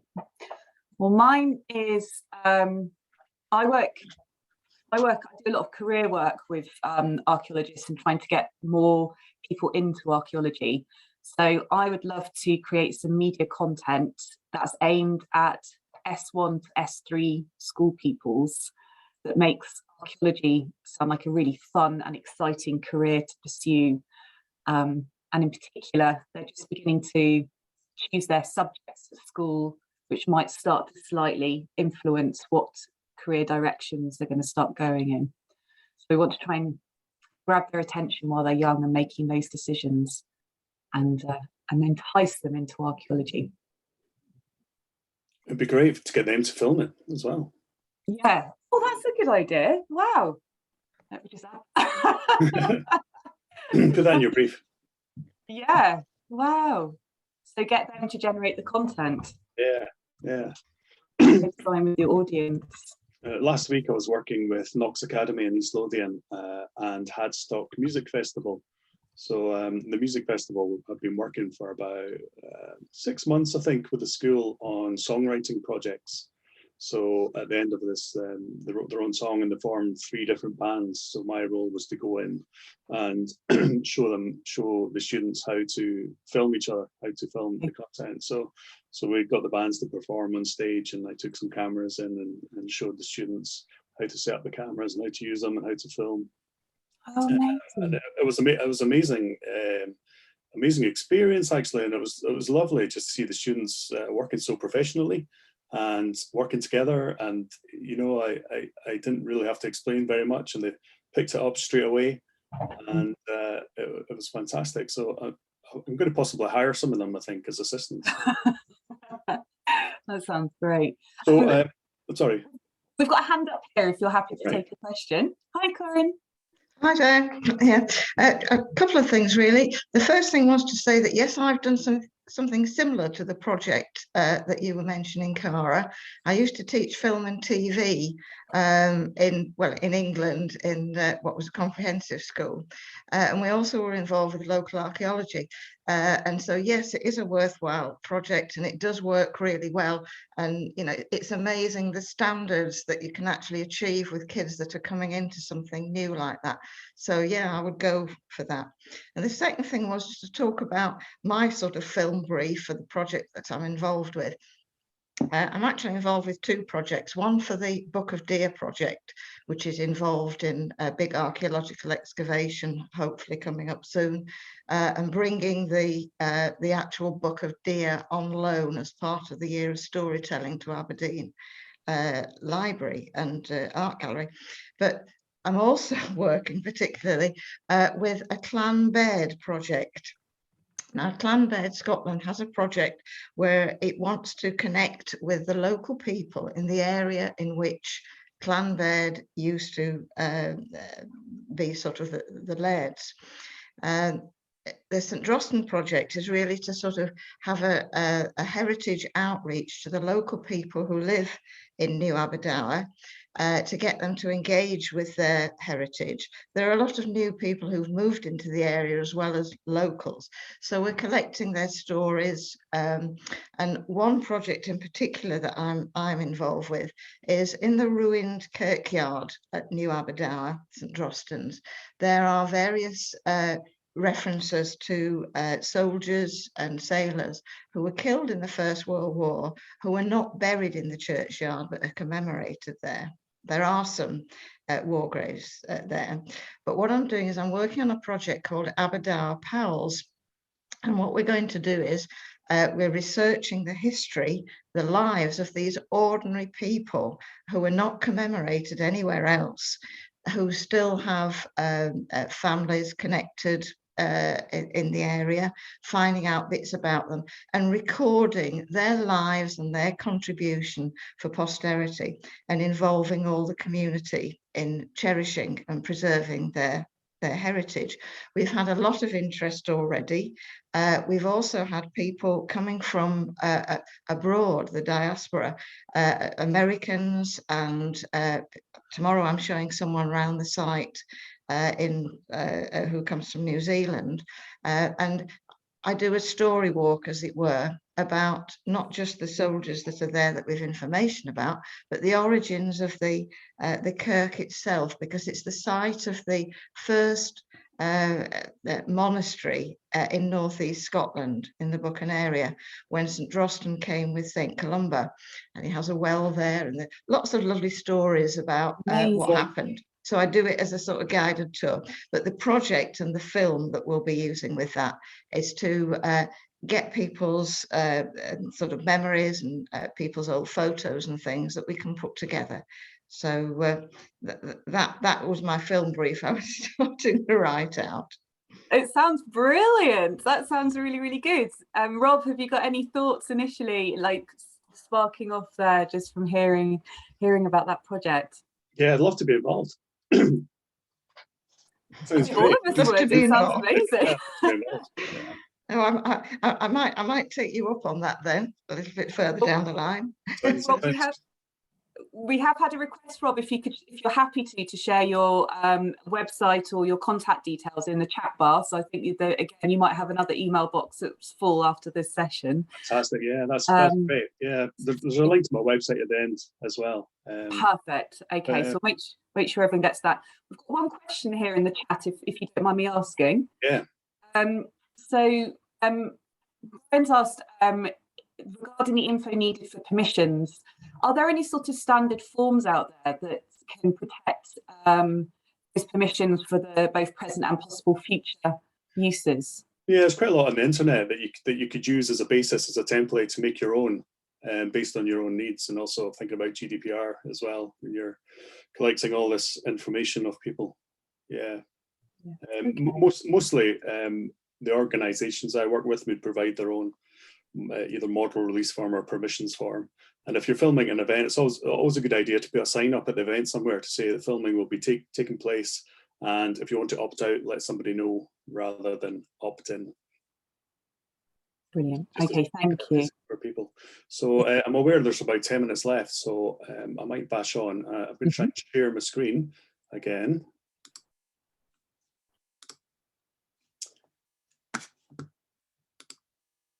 How's that working? That's grand. Grand. So I'm just going to, this is the actual film brief that we used before we filmed the film material for National Mining Museum of Scotland. So I'll just quickly go through what we did, and then you could compare it to the brief that you wrote, if you wrote one.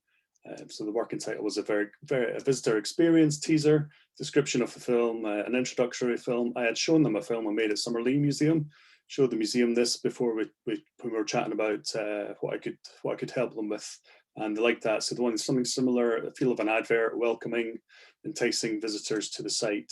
So the aim of the film, the museum was closed for a while, so the museum was reopening in the summer. So the film was going to be used to show visitors what they could expect during a visit to the attraction, and the film would show a family taking part in the visitor experience. The museum's out in Midlothian. Filming dates last year. The film was to be 30 seconds long. Target audience was new visitors to the museum and maybe returning visitors who hadn't visited the museum for a long time to see what else was on offer. Worked with Gillian out at the museum. And the background, this is just a little bit more information that they gave to me so I could understand what they needed. Site-specific film aimed at general visitors to highlight everything we as a museum offer to raise awareness of National Mining Museum Scotland.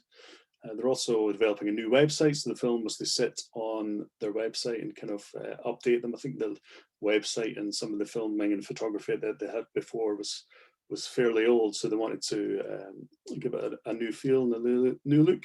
And the film was to be fun, upbeat, unique, something for everyone, and a great day out. And it's a fantastic museum. If you haven't been, well worth a visit. So again, key footage, exactly like Summerlee film, that which looked similar to the mining museum. They talked about wanting drone footage, interiors at the pit head, the winding engine, the recreated underground experience to be shown. They hired professional models, as I mentioned before, no interviews required. Music was to be kind of gentle, but with an upbeat in the background. On-screen titles weren't required, neither were closed captions.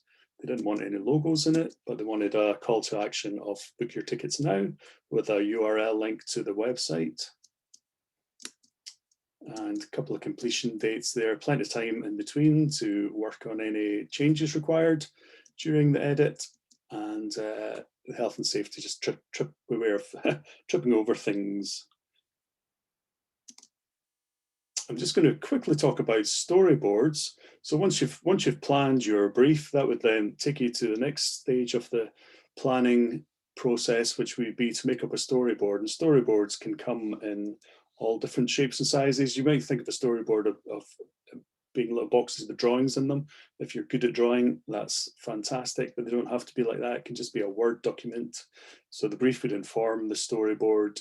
The purpose of the storyboard would be it would convey how the story is going to flow, how the shots would fit together. It would be give everybody involved a shared vision of how this is going to look. So that would allow it to be signed off. The content is going to be signed off before we start filming. That'll really help with the filming process. Can identify potential problems that might arise when you're filming. You need to think about that. And storyboard would inform the edit. When I said before, the second cut of the film, if it's been planned well, should really be the final cut. So if you are clear on the brief and the storyboard, then the edit should be fairly straightforward, and it would save you, the client's, time and money in the process, so that we wouldn't have to go through endless rounds of edits and re-edits. I'm going to show you a quick case study of a film I did recently for National Trust for Scotland in Liddell. So there were 4 films that we created per year over 3 years, coinciding with 4 booklets published. The Little Book of Big Adventures by Liddell, one published for each season. Some of the films we had to complete in lockdown, so I filmed my daughter making up crafts, doing the activities that were in the Book of Big Adventures, and used some archive from previous shoots. But the film I'm going to show you is a 40-second film to promote the partnership between National Trust for Scotland and Liddell. And the aim of this film was to drive visitors to NTS sites and to complete activities in the Little Book of Big Adventures, which was available at National Trust properties and at Liddell stores as well. So this is the way I would compile a storyboard, and I'd split it into shots or frames. So the first shot is a little sting. That's just like a little ident, a little bit of animation, which you'll see in the film. Production notes here tells me that my contact at National Trust is going to supply that. And because the film's so short, I can really split it up into seconds, each frame, and I can work out how long each frame is going to be. So shot 2 is going to be a drone shot of Culzean Castle. I'm going to film that in a day, and I'm just making a note of check with Culzean to find out what time of day the sun would hit the fountain side of the castle, so we can get the light right.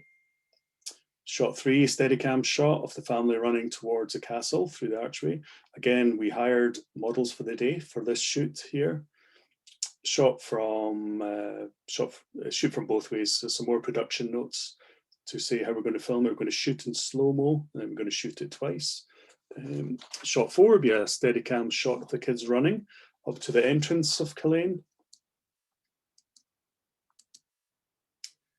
5, we'll go down the beach, take a shot there with Culzean and the castle. Some more notes about checking the tide times, make sure the kids have booklets that we can film as well. I'm going to shoot that in slow-mo. In fact, we shot the whole thing in slow-mo. Shot 6, Steadicam, close-up of the kids, rock pooling, parents behind. Shot 7, over-the-shoulder shot of the kids working on specific pages of the booklet. There was a drawing of Culzean Castle, which the we're going to colour in.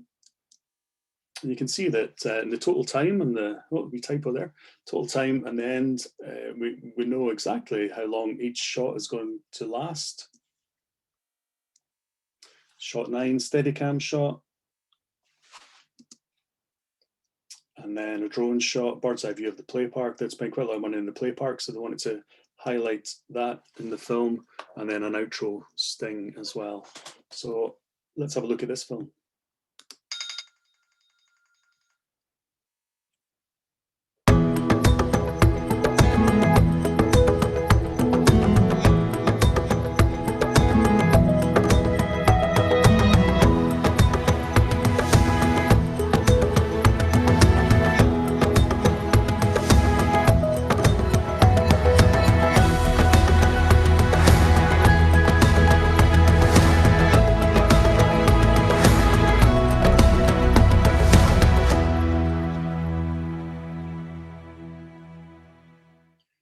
Makes me want to visit. For the last part of the session, I'm going to talk about some filmmaking tips, which you could apply if you're making your own film. Talk about equipment first. DSLR cameras they're relatively inexpensive. If you have one and it's got a microphone input, that's fantastic. It can be used for stills and video, interchangeable lenses. So you can have a wide lens, or you can put on a telephoto lens.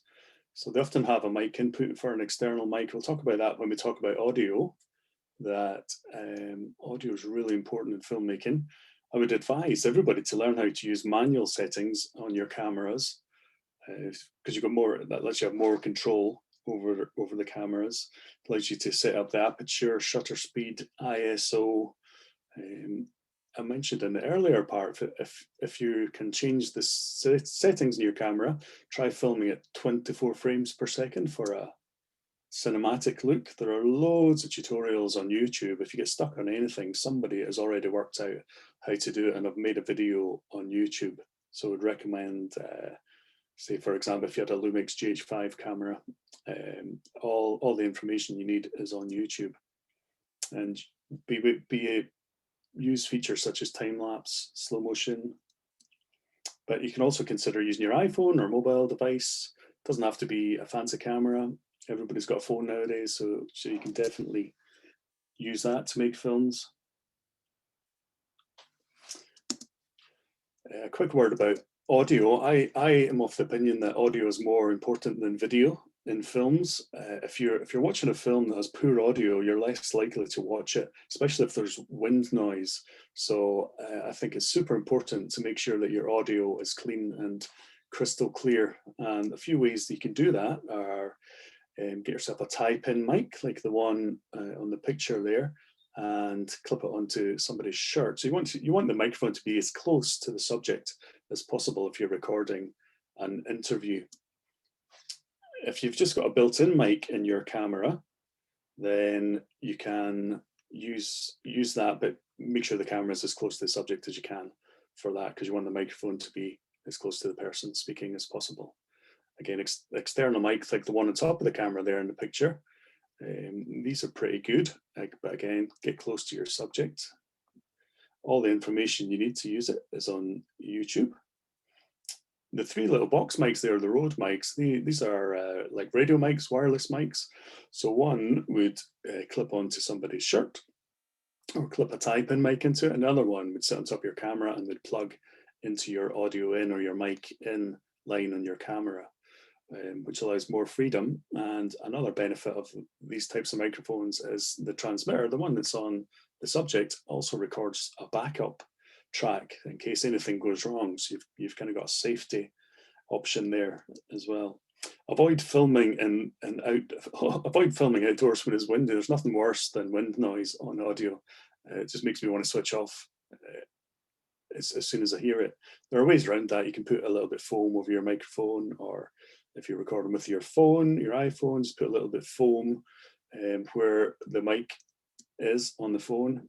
And you can also get external mics for iPhones. Those little Rode mics up there, they're about 220 quid, which isn't too bad really for that sort of thing. And you can use your voice recorder function and in your iPhone to record voiceovers. If you're recording a voiceover, try and dampen the room as much as you can. Put blankets down. If you're sitting at a desk, put a blanket on a desk just to get rid of all the audio, all the echo you can when you're recording. When you're shooting, start with a wide establishing shot. The picture there is from a film we did on the island of Ling, that for Historic Environment Scotland. They're trying to reopen this lake, Quarry and Ling, so we went across there and made a film. And the first shot of the film is this wide shot to set the scene, and then maybe a kind of medium close up, and then going in for a closer close up for the interview. So the idea is to tell stories through the shots that you're using. For interviews, try shooting on a long lens, which will draw the attention to the subject. Long lens means like 100mm or 200mm lens, or even a 60mm lens if you have one. Use the aperture. The aperture dictates how much light goes into the camera, but you can use the aperture to blur the background. This draws attention to the subject. Lower number, for example, f2.8 means the more depth, the more which is out of focus behind the subject or out of focus in front of the subject. When you're filming interviews, you can either have your subject look away from the camera or look straight at the camera. So Murray down here is looking past the camera. When we filmed him as well, we put that picture, the window frame behind him to tell the story a little bit more, put a blue light behind him to create more depth between him and the background. And then we lit Murray with two lights, one key light on the left-hand side of his face, and then a kind of highlight behind him as well.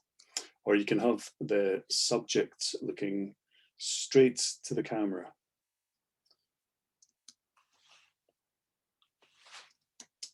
B-roll is A-roll. So A-roll is interviews, B-roll is additional shots that are going to help to tell your story. And again, these are from the Ling film, and they're used for cutaways. What I mean by a cutaway is a shot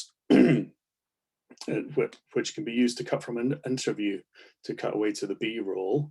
It's not very interesting looking at somebody being interviewed for 1 or 2 minutes, or so it's a good idea to cut away to a different shot, which is going to help to tell your story. And cutaways, they can also help disguise cuts. If you've got an interview and you're going to cut at the middle bit, you'd be left with a jump. So you'd use the cutaway shot to disguise the jump.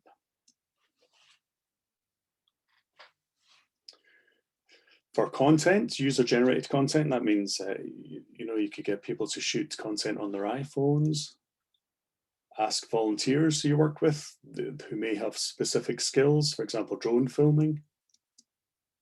Vlog style filming is a very popular and very effective way of telling your story. There are sites like Vidivo.net, which provides free content which you can download and use. I've used this before for films I was making about pollution and climate change, and I was able to go onto Vidivo and get some climate related content. It's generally free, and sometimes you have to use a credit on the film or at the end of the film in return for the free content. And of course, Canmore, Scran have loads of content which is available for you to use.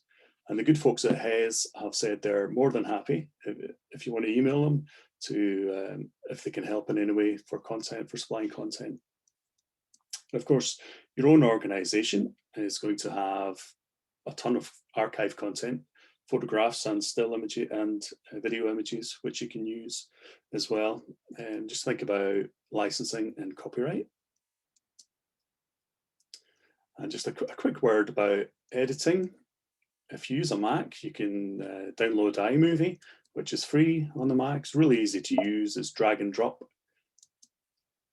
There are also mobile editing apps that you can use for your phone.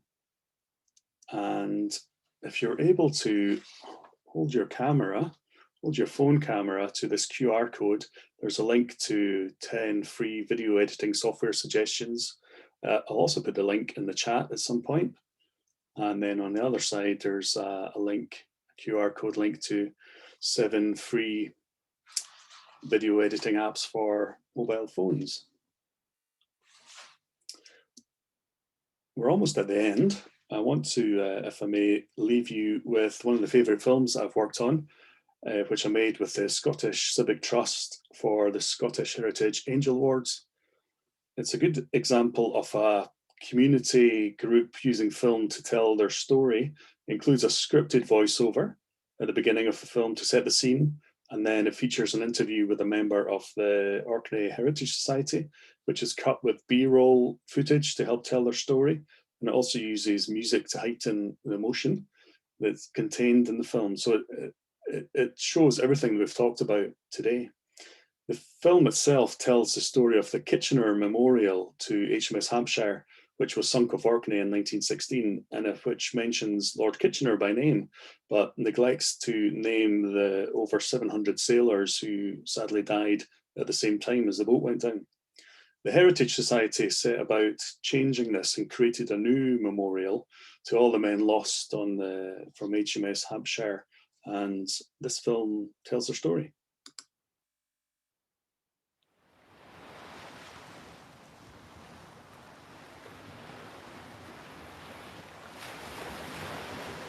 The project to restore Kitchener Memorial to its original condition in time for the centenary commemoration of the sinking of HMS Hampshire was led by Neil Kermode and the Orkney Heritage Society Kitchener Memorial Group.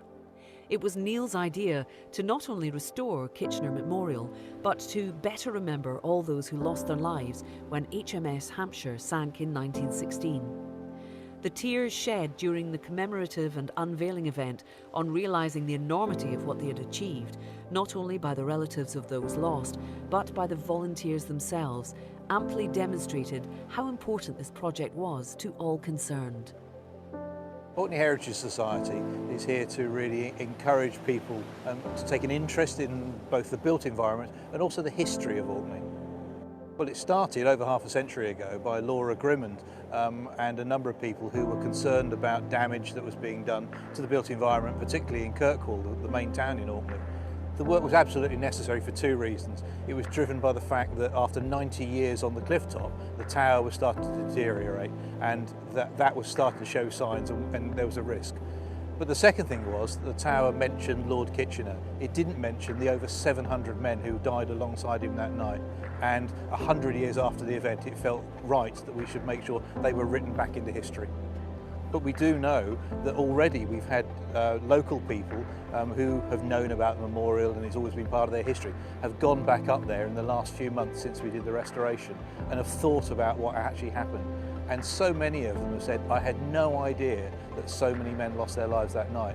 There were three main challenges with this. As always, it's money, and trying to raise the money for this project was difficult. The second part was the weather, because up here in the north of Scotland, the weather is challenging and you have to work with it, you can't work against it, and that was difficult because the third part was programme. We had to get this open by the centenary, and it had to be ready by 9:15 on the evening of the 5th of June 2016, 100 years after the sinking. I had no idea how many people had died that night, and when we walked past the tower and saw the plaque on the side that said in memory of Lord Kitchener and the officers and men of HMS Hampshire, most of whom died, I had no idea there were 736 men who died alongside.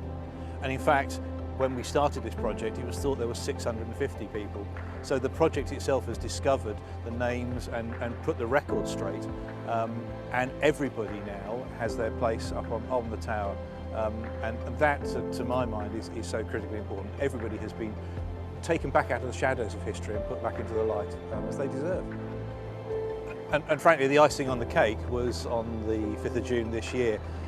We had nearly 100 relatives of those lost come up to Orkney to both see the place and to remember the losses of their families from a century ago.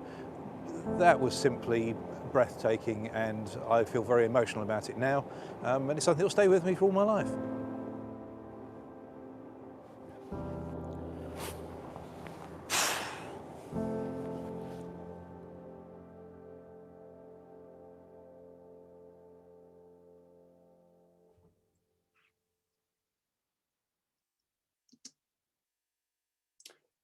Thanks very much for taking part in the session. I hope you find it useful. I hope I've not bamboozled you too much. Maybe if I have, you could give me a shout and we could work on a commission. Brilliant. Thank you so much for that, Rob.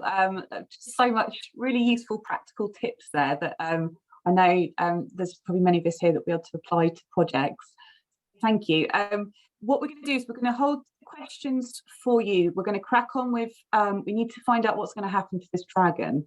And then we also need to do the 1 minute mayhem. And then we're going to come back for there's a few questions, I think, for you, if that's okay, Rob. But yeah, absolutely. Thank you so much. This gives you a break as well, because you've been talking to us for like 45 minutes.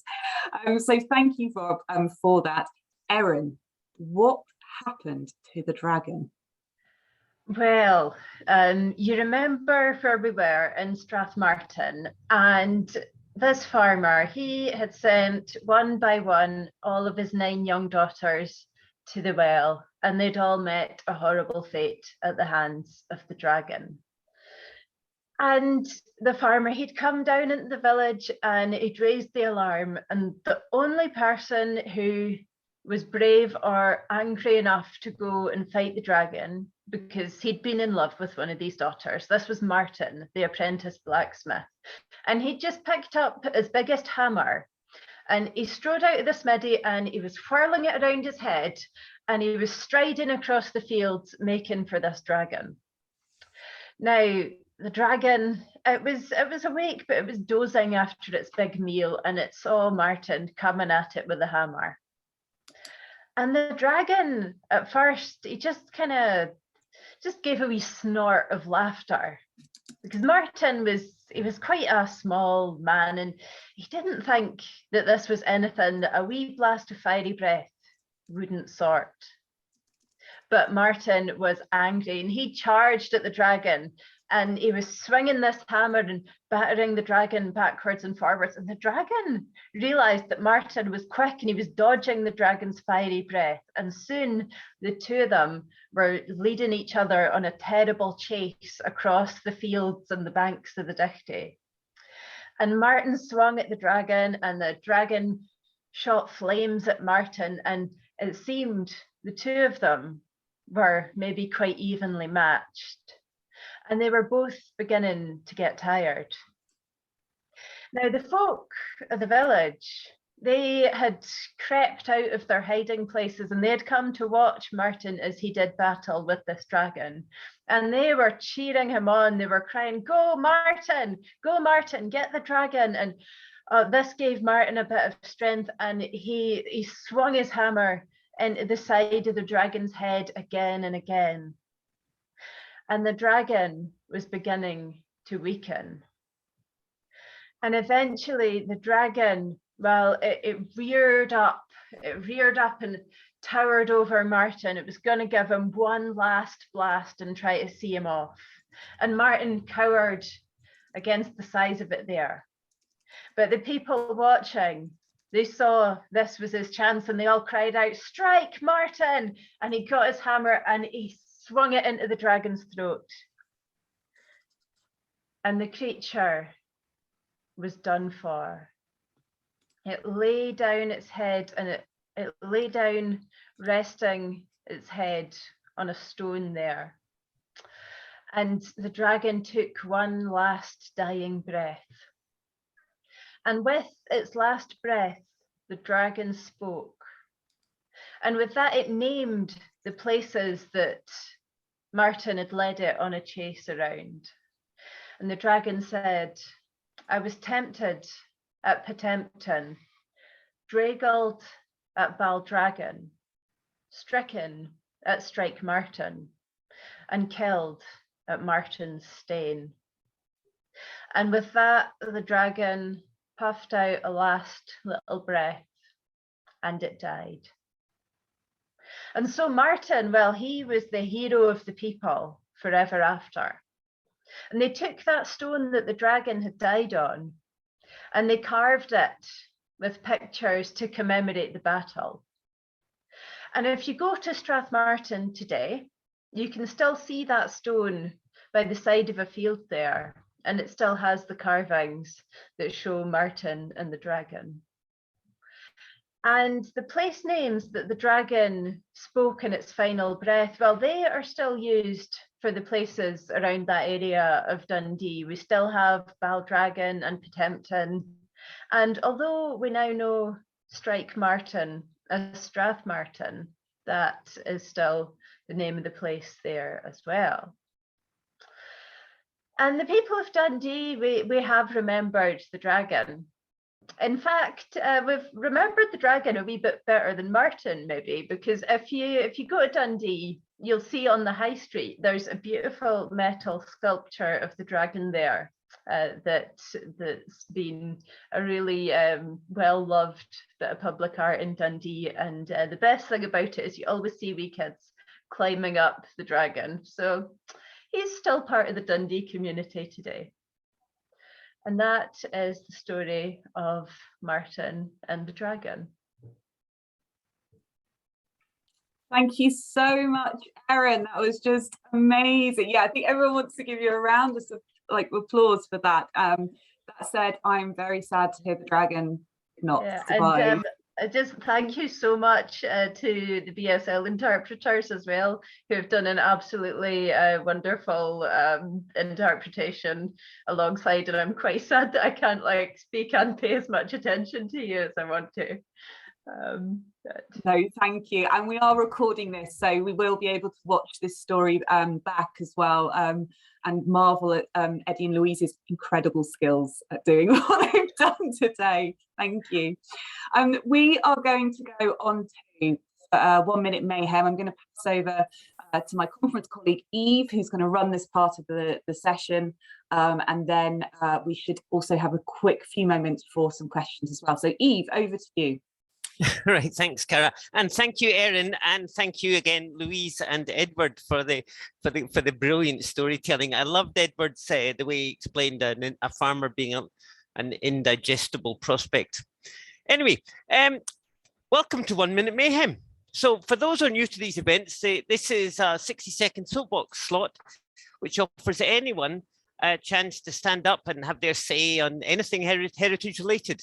And we've got for you 5 offerings today, but there's always room for more. So if you've got an event or a project that you want to share with us, or maybe you just want to say something to us, then stick a note or give us a wave in the chat, and we'll get you on after our first 5, I was going to say participants. So the rules for this very simply are, I time the 60 seconds that each person has on my phone, and when the minute's up, then I ring the ancient community heritage bell, and you're off. Okay, easy as that.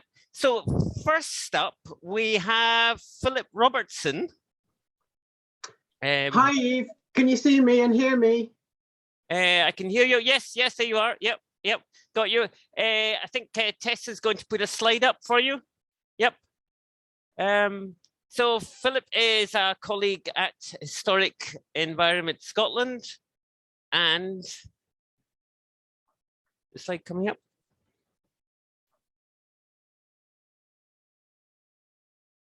Not seeing anything just yet.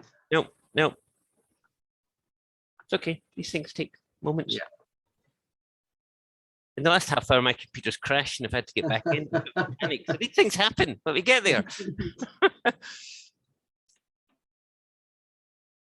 There we are. Yeah. Right. Okay. So Philip Robertson is a colleague at Historic Environment Scotland, and he's going to be talking about heritage. So Philip, your 60 seconds, if you're ready, start now. Hi everybody. So we at Historic Environment Scotland will shortly be launching our Talking About Heritage guides. Back in 2016, we asked, what's your heritage? We learned your heritage could be places you care about, stories you love, or the language you speak. We learned heritage matters for all sorts of reasons. We learned people want to find out how to explore their heritage, understand it, celebrate it, and make sure it's recognized. Our Talking About Heritage guides can help. They bring together ideas, information, and case studies from across Scotland. If you want to protect your heritage, if you want to share your heritage with the world, our guides can help you start a conversation and get your voice heard. We'll let everyone know when talking about heritage is available from our community web pages.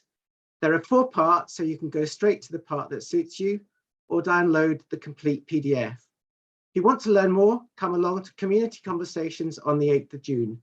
Thank you. I think you got there, didn't you? I think you Just got there. about. Well done. Thanks, Eve.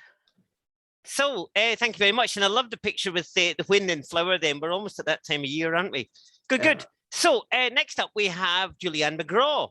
Julianne is very bravely going up. She hasn't got a slide, so Julianne's just going to talk to us, which is great. And Julianne is from Diggit at the Society of Antiquaries of Scotland and is going to tell us about a short story competition. Yeah, so take it away, Julianne.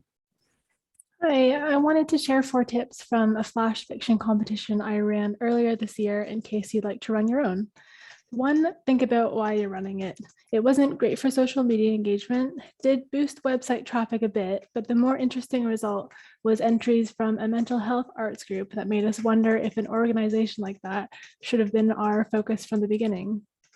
2, consider how much control you want over the final product. If you want historical accuracy and the ability to make edits, consider paying a writer instead, ideally from an underrepresented community so they're a bit less underrepresented in our sector. 3, be open to Gaelic and Scots entries and don't ask the authors for English translations, pay translators instead.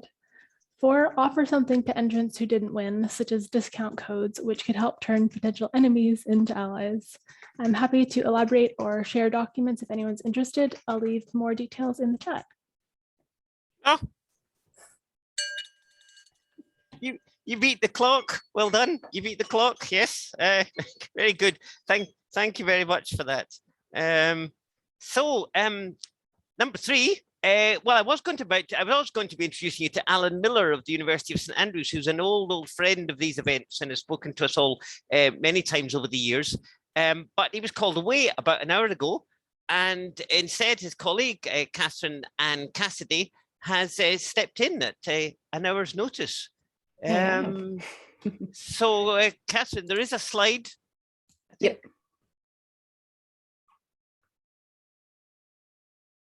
Wait, well, that pops up. Yep. Wait. You just tell me when to go. Oh, it's coming. There's a slide, and yep. So you're going to talk, I think, about immersive storytelling. Yeah. Mm-hmm. So your 1 minute starts now. Great. I'm Catherine from the Open Virtual Worlds Research Group. We work worldwide to leverage emergent technologies for preservation and promotion of heritage, focusing on community-driven projects. A spectrum of technologies from online virtual museums to digital reconstructions in AR and VR assist in engagement with stories through use of visuals and immersion, deepening the informal learning experience. We're big believers that the driver of digital heritage creation should be the heritage organizations themselves, not left to the gaming industry exclusively, as voices and stories integral to accurate representation are often absent. This work we've been a part of through multiple projects, and later today, which is on the slide, we're actually hosting a webinar as part of the FIVE project, which brings outputs together from multiple funded projects to synthesize results to increase awareness and transnational cooperation in digital preservation and promotion of heritage.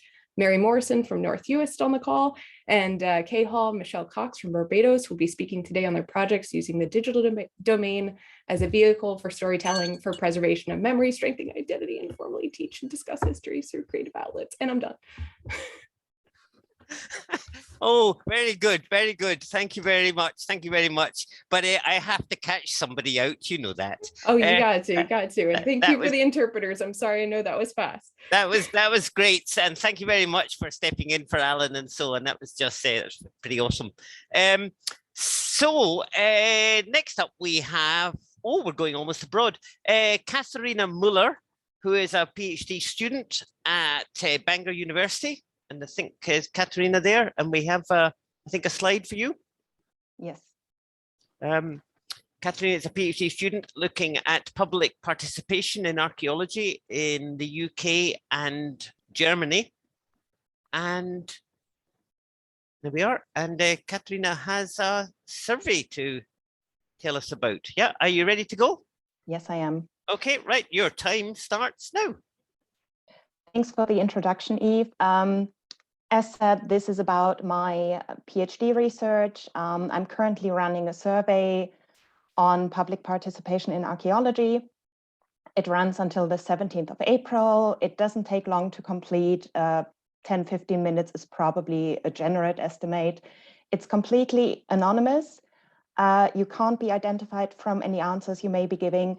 And the survey is aimed at members of the public with an interest in archaeology, such as yourselves. The link is on the slide, but I'll also pop it in the chat when I'm done. As you can see from the numbers I put on the slide, I've had a lot of responses from Germany, over 500. I had over 160 from the UK.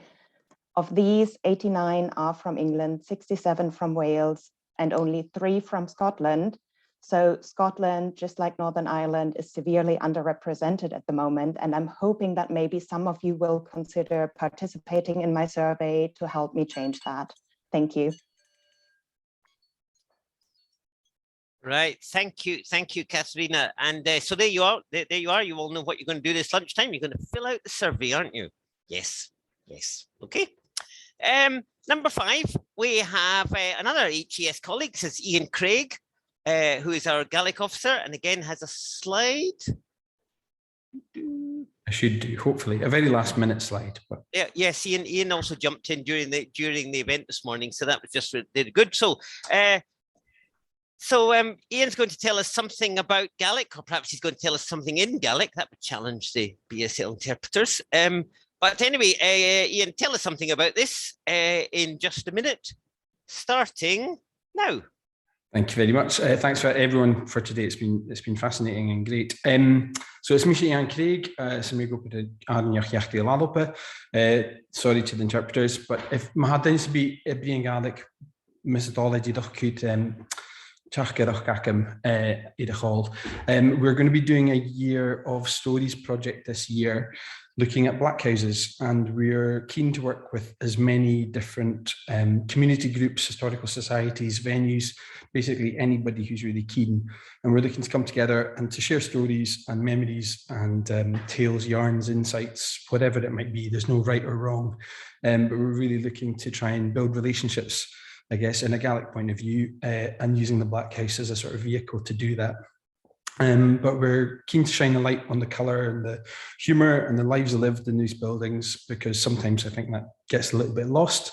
And we are looking to do this in Gaelic, but of course, anyone else is welcome. But the email's on the slide. I see, yeah, here we go. It's the most succinct I've ever been, though.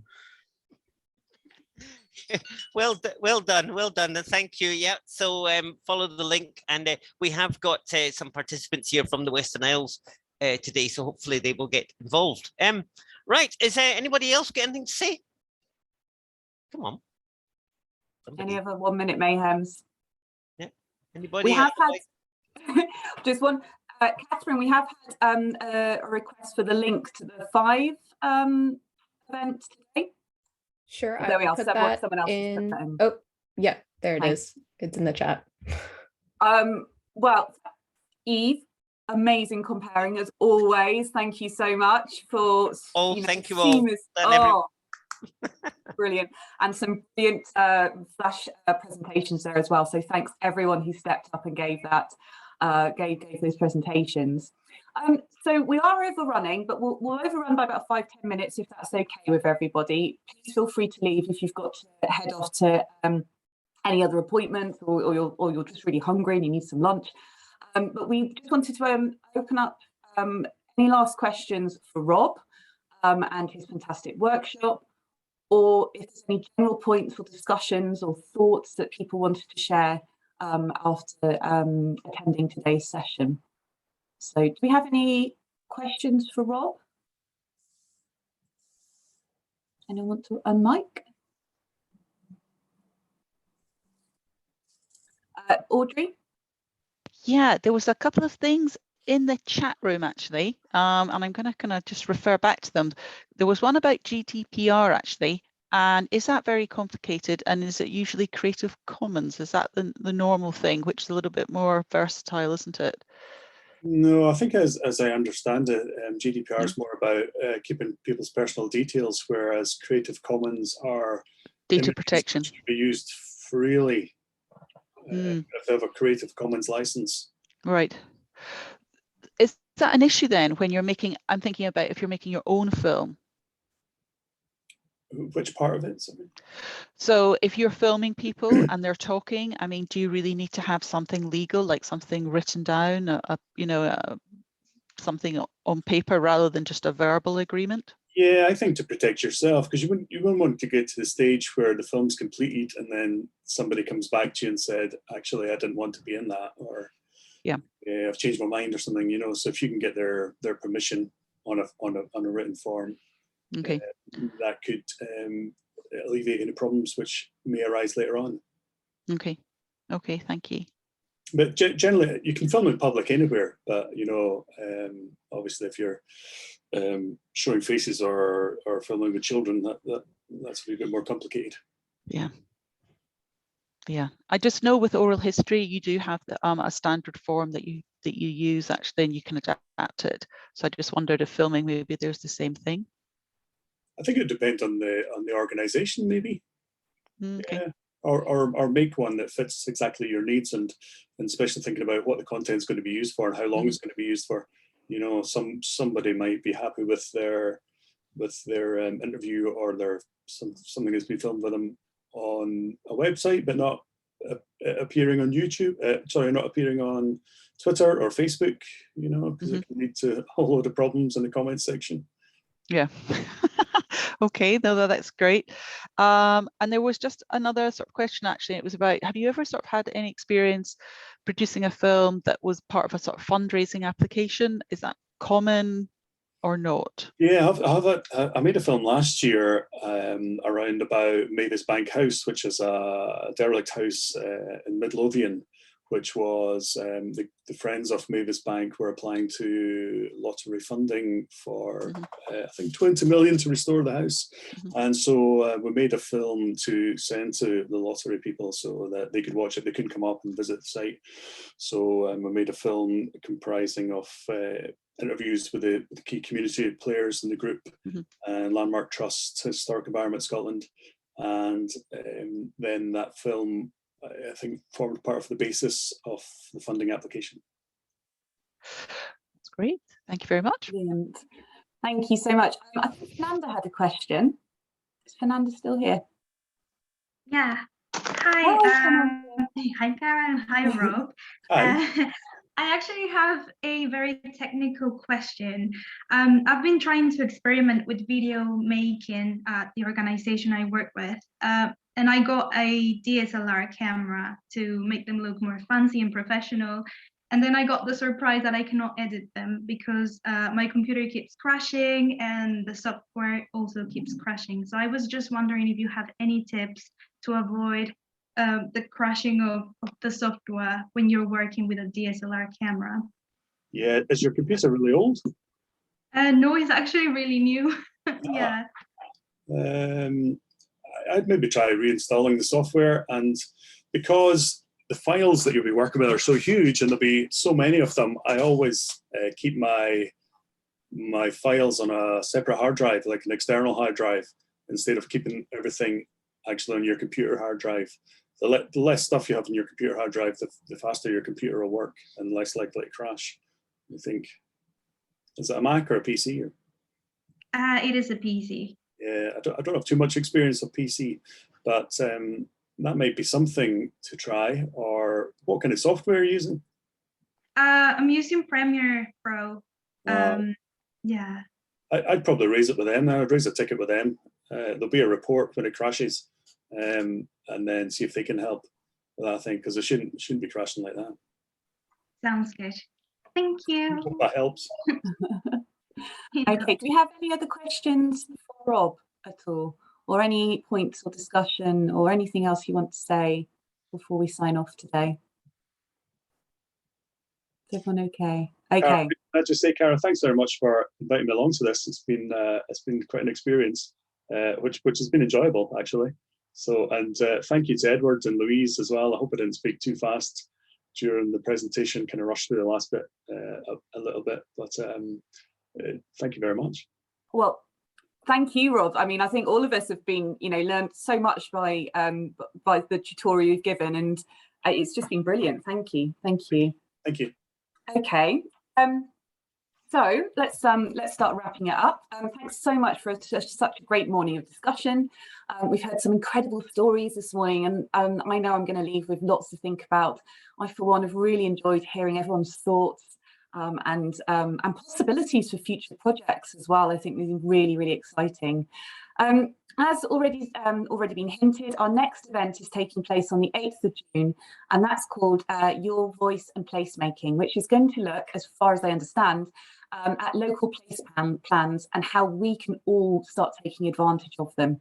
So tickets for that event will be available soon, so please do keep an eye out for them. And if you have any ideas for papers or projects that you'd like to talk about during that session, please get in touch with the conference committee, because this event is always driven by you, the audience. It's not solely driven by us. So please do get in touch if you've got something that you'd love to share. Thank you so much for everyone who's made this happen. Our incredible speakers, Erin, Chris, and Rob. You've just all been so fantastic this morning. Our amazing BSL interpreters, Eddie Foley and Louise Rogers, who have just gone above and beyond with their translation work this morning. So thank you. And also a huge thanks to my fellow organising committee. So for Eve, Rosie, Martin, Becca, Audrey, Neil, Fernanda, and our tech extraordinaire Tess. It takes quite a lot of us to do this event, but it's such a wonderful, fun event for us all to be involved with, and we love doing it, and we love seeing you all. So thank you so much for your time this morning. We hope to see you again soon. Keep in touch and have a lovely Wednesday. See you later. Thank you.